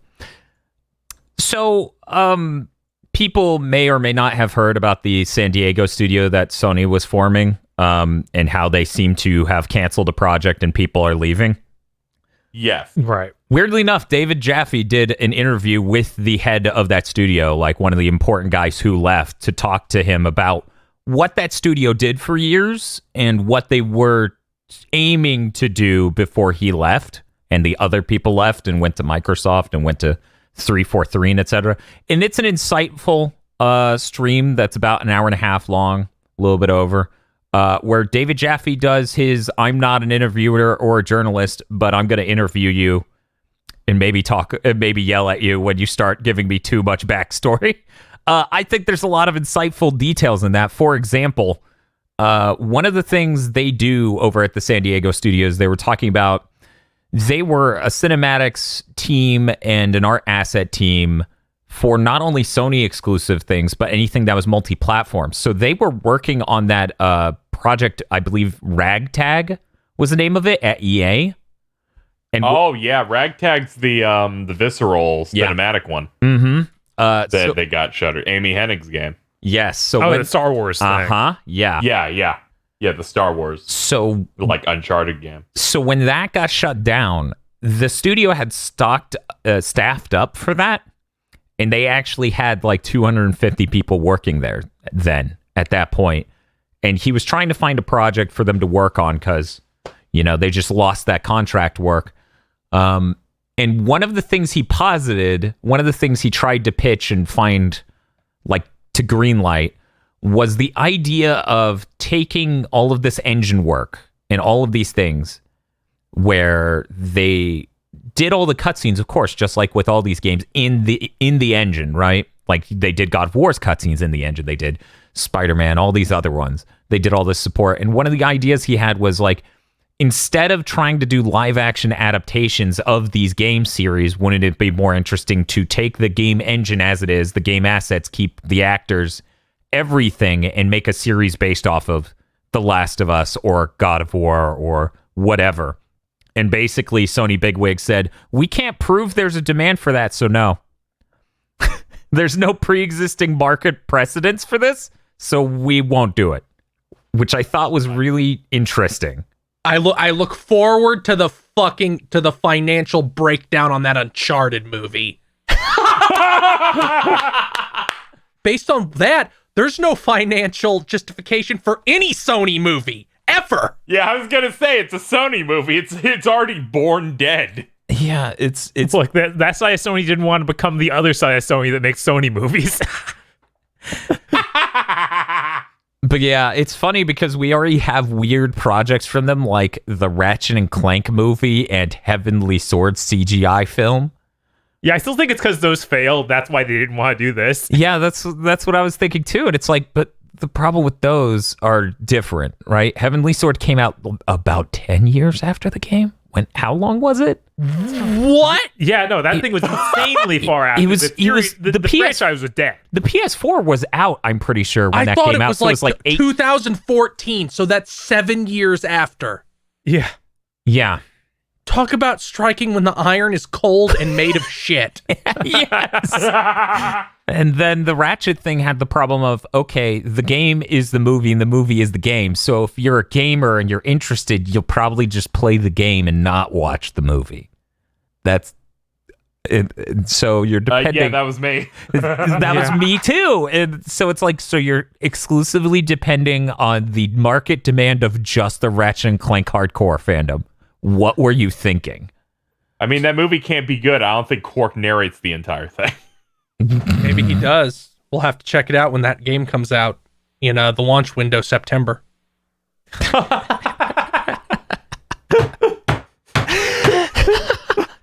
But yeah, I thought it was an insightful stream. It was interesting. These two guys know each other for a while because they both worked at Sony for such a long period of time. And he had some funny things he talked about. So yeah, I'm going to put a link in the description and people can check that out on their own time. Oh, wait, I forgot to open this segment with friend of the channel, David Jaffe. Forgot to say that. Sorry about that. But anyways, link in the description if you're interested. Definitely worth a listening. It's funny, though, because at one point he's like explaining, so this is how we built up the studio, We did Beowulf, and then we came over and we did a game development studio to help with these cutscenes. They did Beowulf, the CG movie? Yeah, because their first games were Resistance 2 and Uncharted 2. Those were the first two. So this was eternities ago. Yeah. Pre this, that the studio was like doing those, and then he was doing those, and then he founded like the San Diego studio. It's really funny to hear, yeah, we did the cutscenes for Uncharted 2, and I'm like, oh, those are good, and Resistance 2. What? Yeah, you leading with Resistance 2 has the same energy as when Matt Walker gets interviewed and goes, yeah, I joined Capcom. My first game was Operation Raccoon City. Yes, exactly. Very similar energy there. And he's like, that was a game. It did a lot of cool things in it. So I'd like to talk about Devil May Cry now. But yeah, he talks about that a bit, and Jaffe's like, I don't give a fuck. Get to the new thing. Tell me about what just happened over there. So that's an interesting video, and it has little tidbits worth checking out. Yeah, I think by the end of it, his plan for the way he wanted to make those movies work as TV shows between games sounded insane and bad. So I could see why they would reject it at that point. I'm more interested in that than I am in any of the live action adaptations. So I think the core understanding underneath it all is good.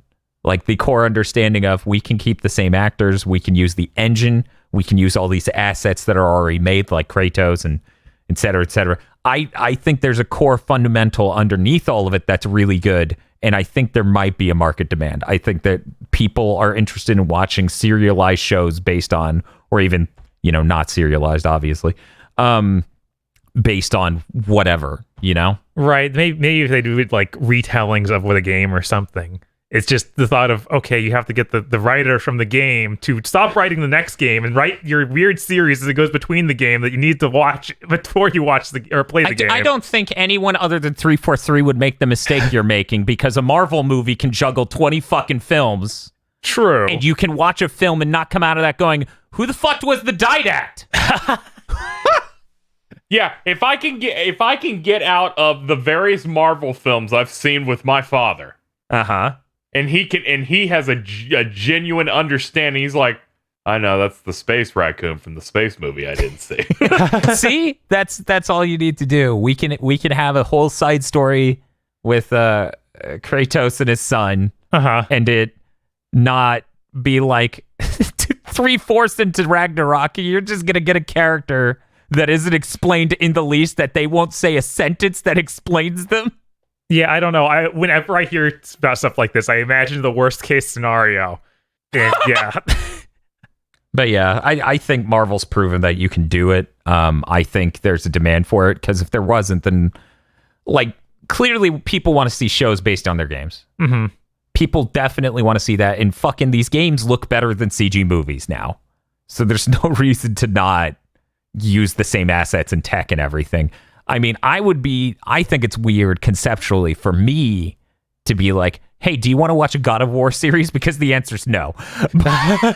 But I definitely would have rather watched the Last of Us series than play 2 or play another one ever again, right? And Ratchet and Clank would also work pretty well for that format if they, make it original thing and don't make it the game that came out at the same fucking time. They do something stupid in a different planet every episode, like it's the fucking Mandalorian. Exactly! That would be fantastic. That would be delightful. Did you guys see the description of the new Western that it's directed? It's a Western coming out on fucking one of those streaming services. They just said, it's the Mandalorian without lightsabers, and the idea of a Western.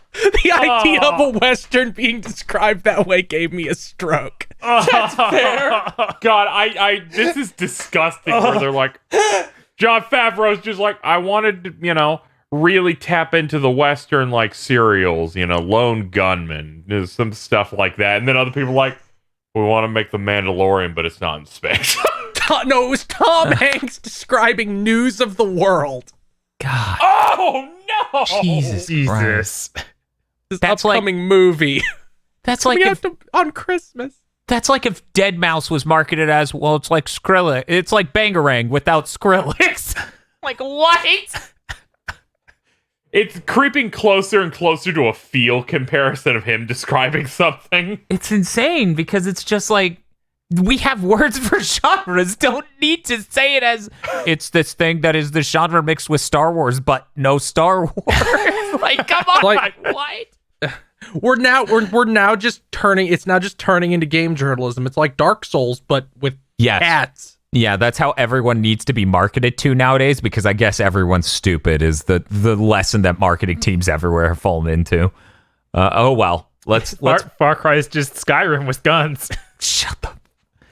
That's what the marketing. Fallout 3 was Oblivion with guns. Yeah, that was the marketing line. Yeah, I know. Yeah. Because I step into a GameStop and they say it twice before I leave. Yes. I remember the poster that said that. Wait, that was on a poster? That was on a poster. Hold up! We're gonna need that poster. It was a quote from someone saying it's like Skyrim was gone. If you have that poster, please, for the love of God, send it to our P.O. box. It's in the GigaBoots Discord announcement pinned messages. Please, I need a poster that says... Oh my God, I like found a picture of it. It was a Machinima quote that they put on like the GameStop promotional poster. Yes! God! I knew I wasn't insane. Jesus Christ, what a nightmare. Just letting you know, Dan. You will be receiving a finished podcast that will say Big Think Dimension number 101. It's like the Mandalorian, but with microphone.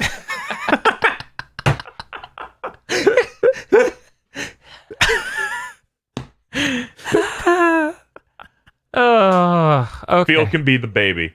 I should have taken this poster. Yeah, no, that's insane. That's something that definitely needs to be in the... That's insane. Be there with your other posters like Metroid. Yes, Metroid. No subtitle. That's my favorite poster we have in this house for sure because it's a good Metroid poster and nothing else. Hey KZ, do you have any other baby related news? Oh hell yeah, I do. We talked about scans for the next Fighters character for Dragon Ball Fighters, a Super Baby Vegeta 2, and because of course Super Baby Vegeta is a really ugly one where it still has a lot of Vegeta features, and now it just looks like a Power Rangers villain. Well, they showed a trailer for him. He looks cool. He looks all right. Yeah, like in GT, he would like possess the other Saiyans. So he has moves where like adult Gohan comes in and attacks you with an assist. It's more insane. He has some What? shit where he steals your assists. Oh, What? And if you do the EX version, they do the C assist, which is the really busted one. oh yeah, that's the God. Wow. Yeah, because this whole thing is like he's like the virus that like infects people, so it totally fits with his character. He has like 3 different level 3s. Before we move on from him, can someone tell me what makes him Super Baby 2? Because he's Super Saiyan 2. Okay, I was really worried there was some other level that made it 2. Oh, he's baby 2. I was like, did Baby get killed and come back as Baby 2? How stupid is GT? Dude, baby has like 8 forms. It's kind of absurd. They basically never show like Super Baby Vegeta 1 because it's the worst looking design in the world. Yeah, it's like mostly still Vegeta but with the baby eyes that are just like the weird like visor looking eyes.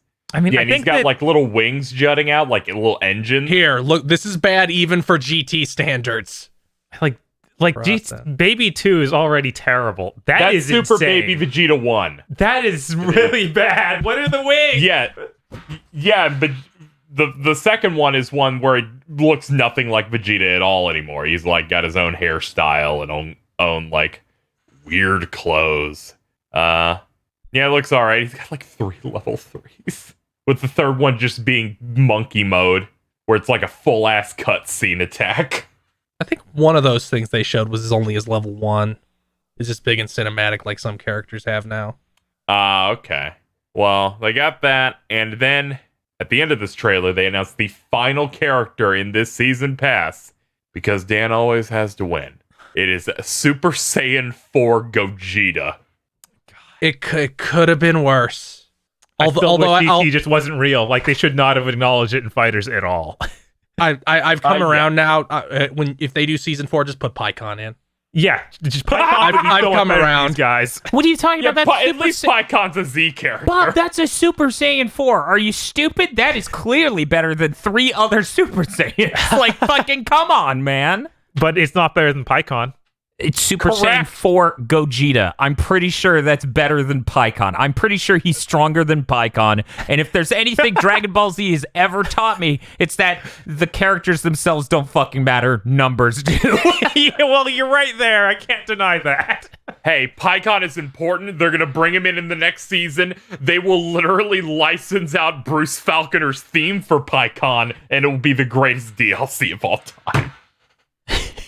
I really hope they get another season just to go fully unhinged and be like, it's just movies and movie characters in PyCon. we go. There's we, no it's, Turles! yeah, you get him, you get fucking Janemba, you get all these cool picks, and then they end the season pass on Bio Brawling. Yes! This game continues to sell. Like it has sold over 5 million copies by now. So they're gonna keep supporting it if people keep buying that DLC. Yeah, and this has Super Saiyan 4 Gogeta, so why would they stop buying that DLC? I think that's what saves this, because I don't even like Super Saiyan 4, but I understand the love for it because it's another Super Saiyan level. Yeah, exactly. Yes. And unlike Super Saiyan God or Super Saiyan God Super Saiyan, that's a number I can understand that. Right. Yes. They're gonna put in that fake Super Saiyan 5 image that Toyotaro, who now does the Super manga, drew like 25 years ago. Oh, they're gonna get unhinged when they finally just unlock the key and go, sure, we'll bring in stuff from Dragon Ball Heroes. And it's like Mira and Toa are in now. oh, I was just saying Super Saiyan 4 Goku, but it's the fucking Heroes one where he's got more of the like fucking Wukong look. I think the key that unlocks is like, okay, now we're putting in the stupid fucking characters like the Time Breakers and the dude that just looks exactly like Sonic Fox. You're right. All I need is for them to just start putting in the new super characters so we can get Granola. Yeah, it's a good name. God, he earns it just for that name. And Moro, the weird goat man. No, fuck him. Do not put him in this game. No. Moro's great. He's Dad. stupid. Okay, so here's my thing, okay? What? They announced they're doing a new season pass. They delay announcing the first character forever, and then they finally announce it. Bubbles. Yeah. Does he have Gregory? Yes. Good. They need more stupid gimmick shit. Give me Bulma with a mech. Oh, that would be dope. That would Either be give me good. Bulma with a mech or fucking the Pilaf gang with their like triple mech they had in the original Dragon Ball. That would be really good. I was thinking Anyway, just King Kai and you get both of the Gregory and Bubbles. Here's a Dark Salsa, one of the demon characters from Heroes that just looks like something. Dark Salsa? Dark Salsa. What? Because He's his a name is Digimon. because his name is Why does he Salsa. have And Mataras? he has like a human form, and then like his demon boss like upgrades him, and he turns into this. That's so stupid. God. Yeah, okay, so fucking GT characters aren't so bad after all. We have to move on. Okay, sure. Okay. I asked you if it was so CG Project Red keeps taking L's over and over again. Their game, the Cyberpunk came out real bad. Yes. They got refunds going everywhere. Mm-hmm. The investors are so fucking angry about them doing refunds, I guess, that at least one of them is trying to do a fucking class action lawsuit. Yeah, one who is also a lawyer and doing it himself. So I don't really. This feels like he's just a weird opportunist shithead to me. Are you telling me this man is like Jack Tretton-esque? Is it Tretton? One moment. What's the name of that lawyer in Florida who tried to sue over Rockstar? That's Jack not Thompson. You think Thompson. Jack Jack Tretton's Thompson. PlayStation Jack Thompson guy. Yeah, that's got a PlayStation debarred guy. too. Yeah, Thompson did. So are you telling me this is Thompson-esque and that we shouldn't even be covering it? No one should be because this guy's unhinged? That's how I feel. Like, Yeah, when I saw the post, I kind of just laughed. I'm like, investors are doing it, not like, People? consumers. yeah, they're doing it largely because they're giving refunds. By the way, even counting all the refunds, even the refunds included, 13 million sales. Yeah, Yeah. I mean, this thing was hyped up for the entire year. And that's why I said it's a 8 good, million pre-orders. which is why I said it's a good thing that Sony delisted it because no amount of refunds is going to make them, feel Stop. punished at all, right? They just sold 13 million. They're not even going to be punished by the delisting. This game, we're gonna have to endure the No Man's Sky type. They Final Fantasy 14 Realm Reborn tier. They brought it back because they patch it into a functioning state. To quote Ian from the Completely Unnecessary podcast, people need to stop saying that because No Man's Sky was 20 people. Fuck you. Well, I know, but that's what we're going to endure. Nobody I know. cares. I just love that he already has an official stance on this. Man, you're going to get something different for Cyberpunk where there are going to be improvements, and some people will be like, man, they brought it back. There's going to be people saying, it wasn't that bad before. Oh, yeah. Yeah, we already have that. Yeah, we already have plenty of people who are like, what are you talking about? It's fine. It's going to mostly be that. I'm already sick of, on one side, the fanboys who are in coat mode, and on the other side, the fucking people who are insane as liking this is probably the end for CD Projekt Red. Like, it sold 13 million after refunds. You idiot. Yeah. Yeah. No, they're Yeah, real dumb. anyone who's saying this proves a breaking point for AAA game development, or this is going to break CD Projekt Red, is completely off the mark. Nothing at this point will punish this company for this. They sold 13 million. The only thing that's going to come from this is for 1, maybe 2 years, games will release slightly less broken than they would have if Cyberpunk had been fine. And then Right. and then in 2023, Ubisoft is going to release something that bricks your console. Exactly. Don't worry. Oh my god, I'm so excited. It's like it bricks your console, which is good. You won't know about the racist thing that was inside it. It's like, well, oh man, thank God it just crashes the Xbox before you get to the boss fight where you fight Martin Luther King Jr. Whoa! Thank God people don't get to the part we couldn't remove when we rebranded this game away from our original concept, time racists. You know, it's really unfortunate, though, that my copy of the game crashed hard and corrupted my save file right when he was going to explain how I could tell the difference between normal people and the looters. Jeez. Ubisoft games have some nightmares buried deep in them. They need to cut that out. Hopefully, they're going to do that. God, I love how insane this conversation went. Where I'm like, all I was thinking about is the insane Cyberpunk posts people are doing because of just how it's reached that level of it. Parts of it are really fucked up. So people are now like, it's in vogue to shit on it. Yeah. So some of it's like really, really preachy or bad faithy or whatever. Where one of them just said, fucking Cyberpunk is a disgrace. It getting Game of the Year is the same as Hitler getting Person of the Year.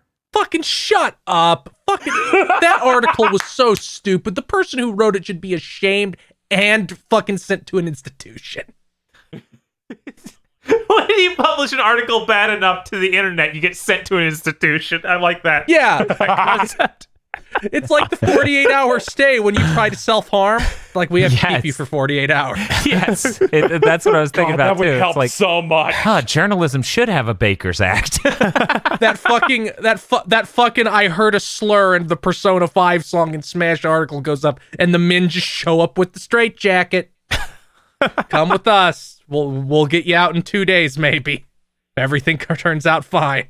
Everybody's swinging so hard at Cyberpunk with like, oh, it's terrible in this way, it's terrible in that way. Watch this break. And most of it leaves me completely unfazed. Somehow, my friend Ryan, he found the one secret phrase he could say that would make me just sweat and stare into the middle distance as I thought. And he goes, wow, I haven't seen a game run as bad as Cyberpunk since the N64. I was like, oh God, he's right. 13 frames? This is smooth. That glitch or that fucking clips fucking someone put up where everything's fucking up with the game all at once. Where dude's flipping and then throwing in different things and the car's on its side on fire and the dude T-poses out of it going, where are you? And then he explodes. And I'm like, no, this clip makes me want to play it. I know, right? It's a problem. You kind of want to see the nightmare unfold. It's a good thing we have physical copies of this game, so that way the day one edition is preserved for all of eternity. Oh, man. Oh. Well, only one more bit of news left. What's up with this, KZ? So, Shin Megami Tensei Nocturne has been out since the end of October in Japan. and its initial release was rough in some places with apparently really bad input lag, various like issues of slowdown, like even more than the original on Switch and stuff. So they've patched that to fix a bunch of that. But the most important thing is the quality of life thing people hoped would be in, but wasn't. When you fuse something, you can choose what skills to carry over. Was that in original Nocturne or not in original? No, in original it's random. So you click 2 and they're like, here are the skills that we've randomly chosen that will carry over. Would you like that? And then you'd have to back out of a menu and go back in and just hope.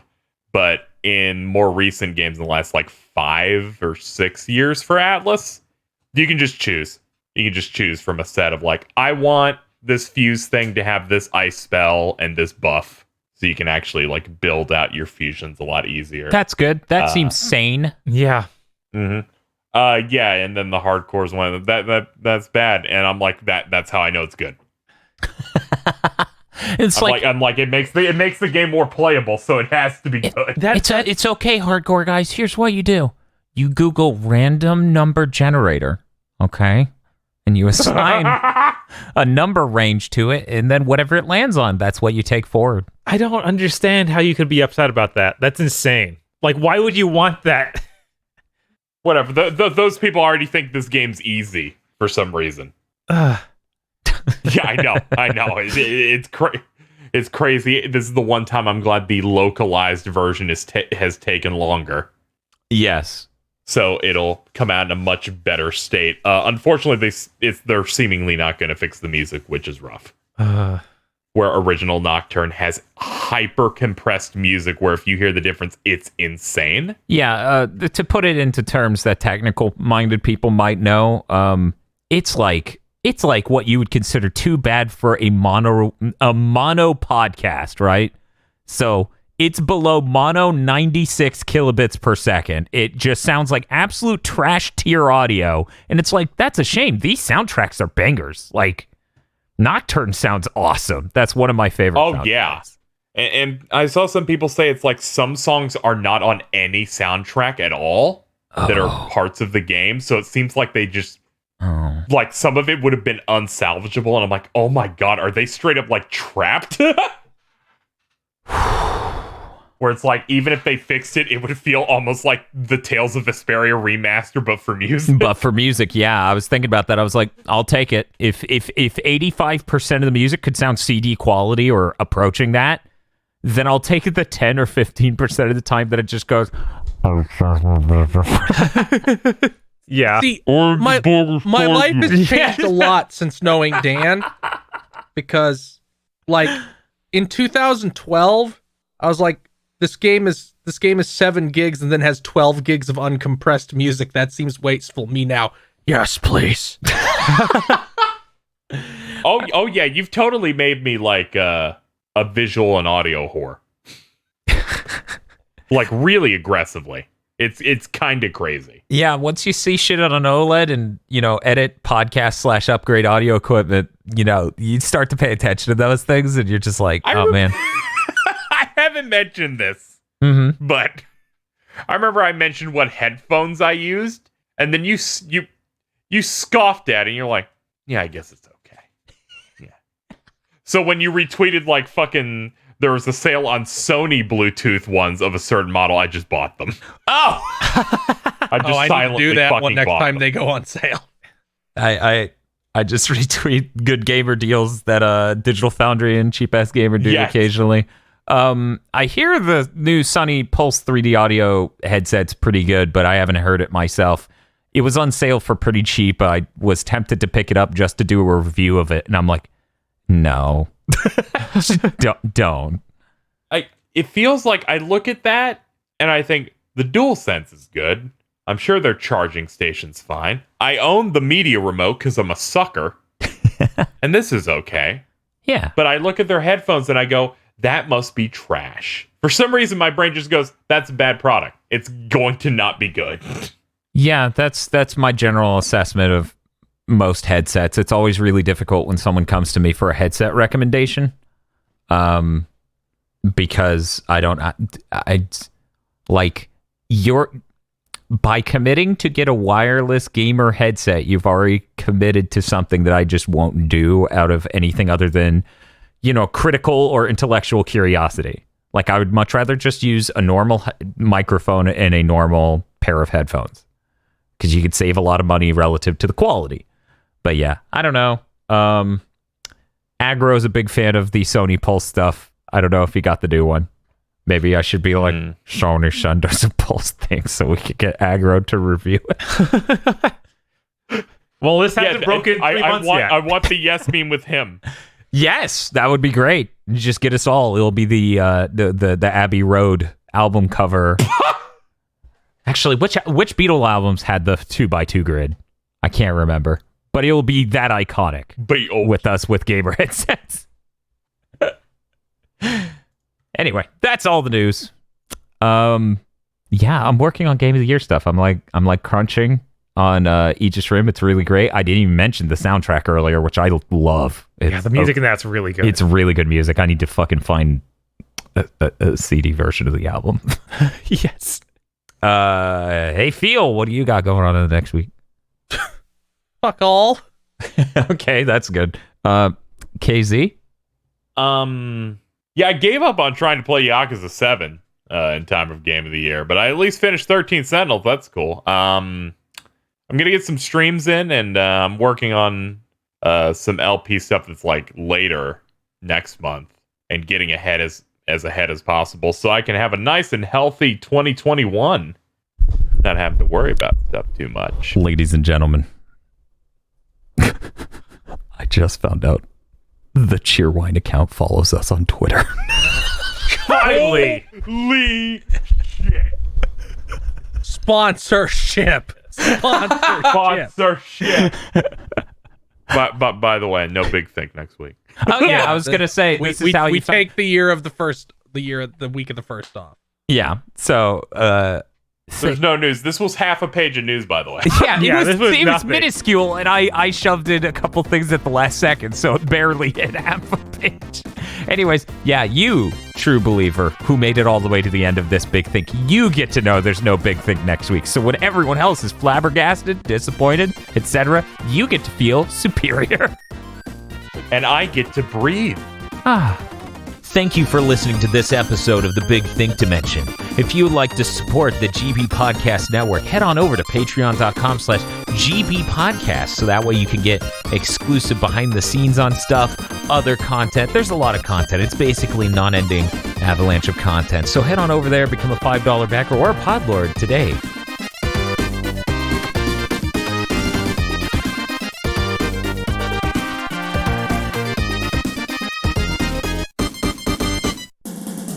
GigaBoots fights through time with the transcendent power of our executive producers.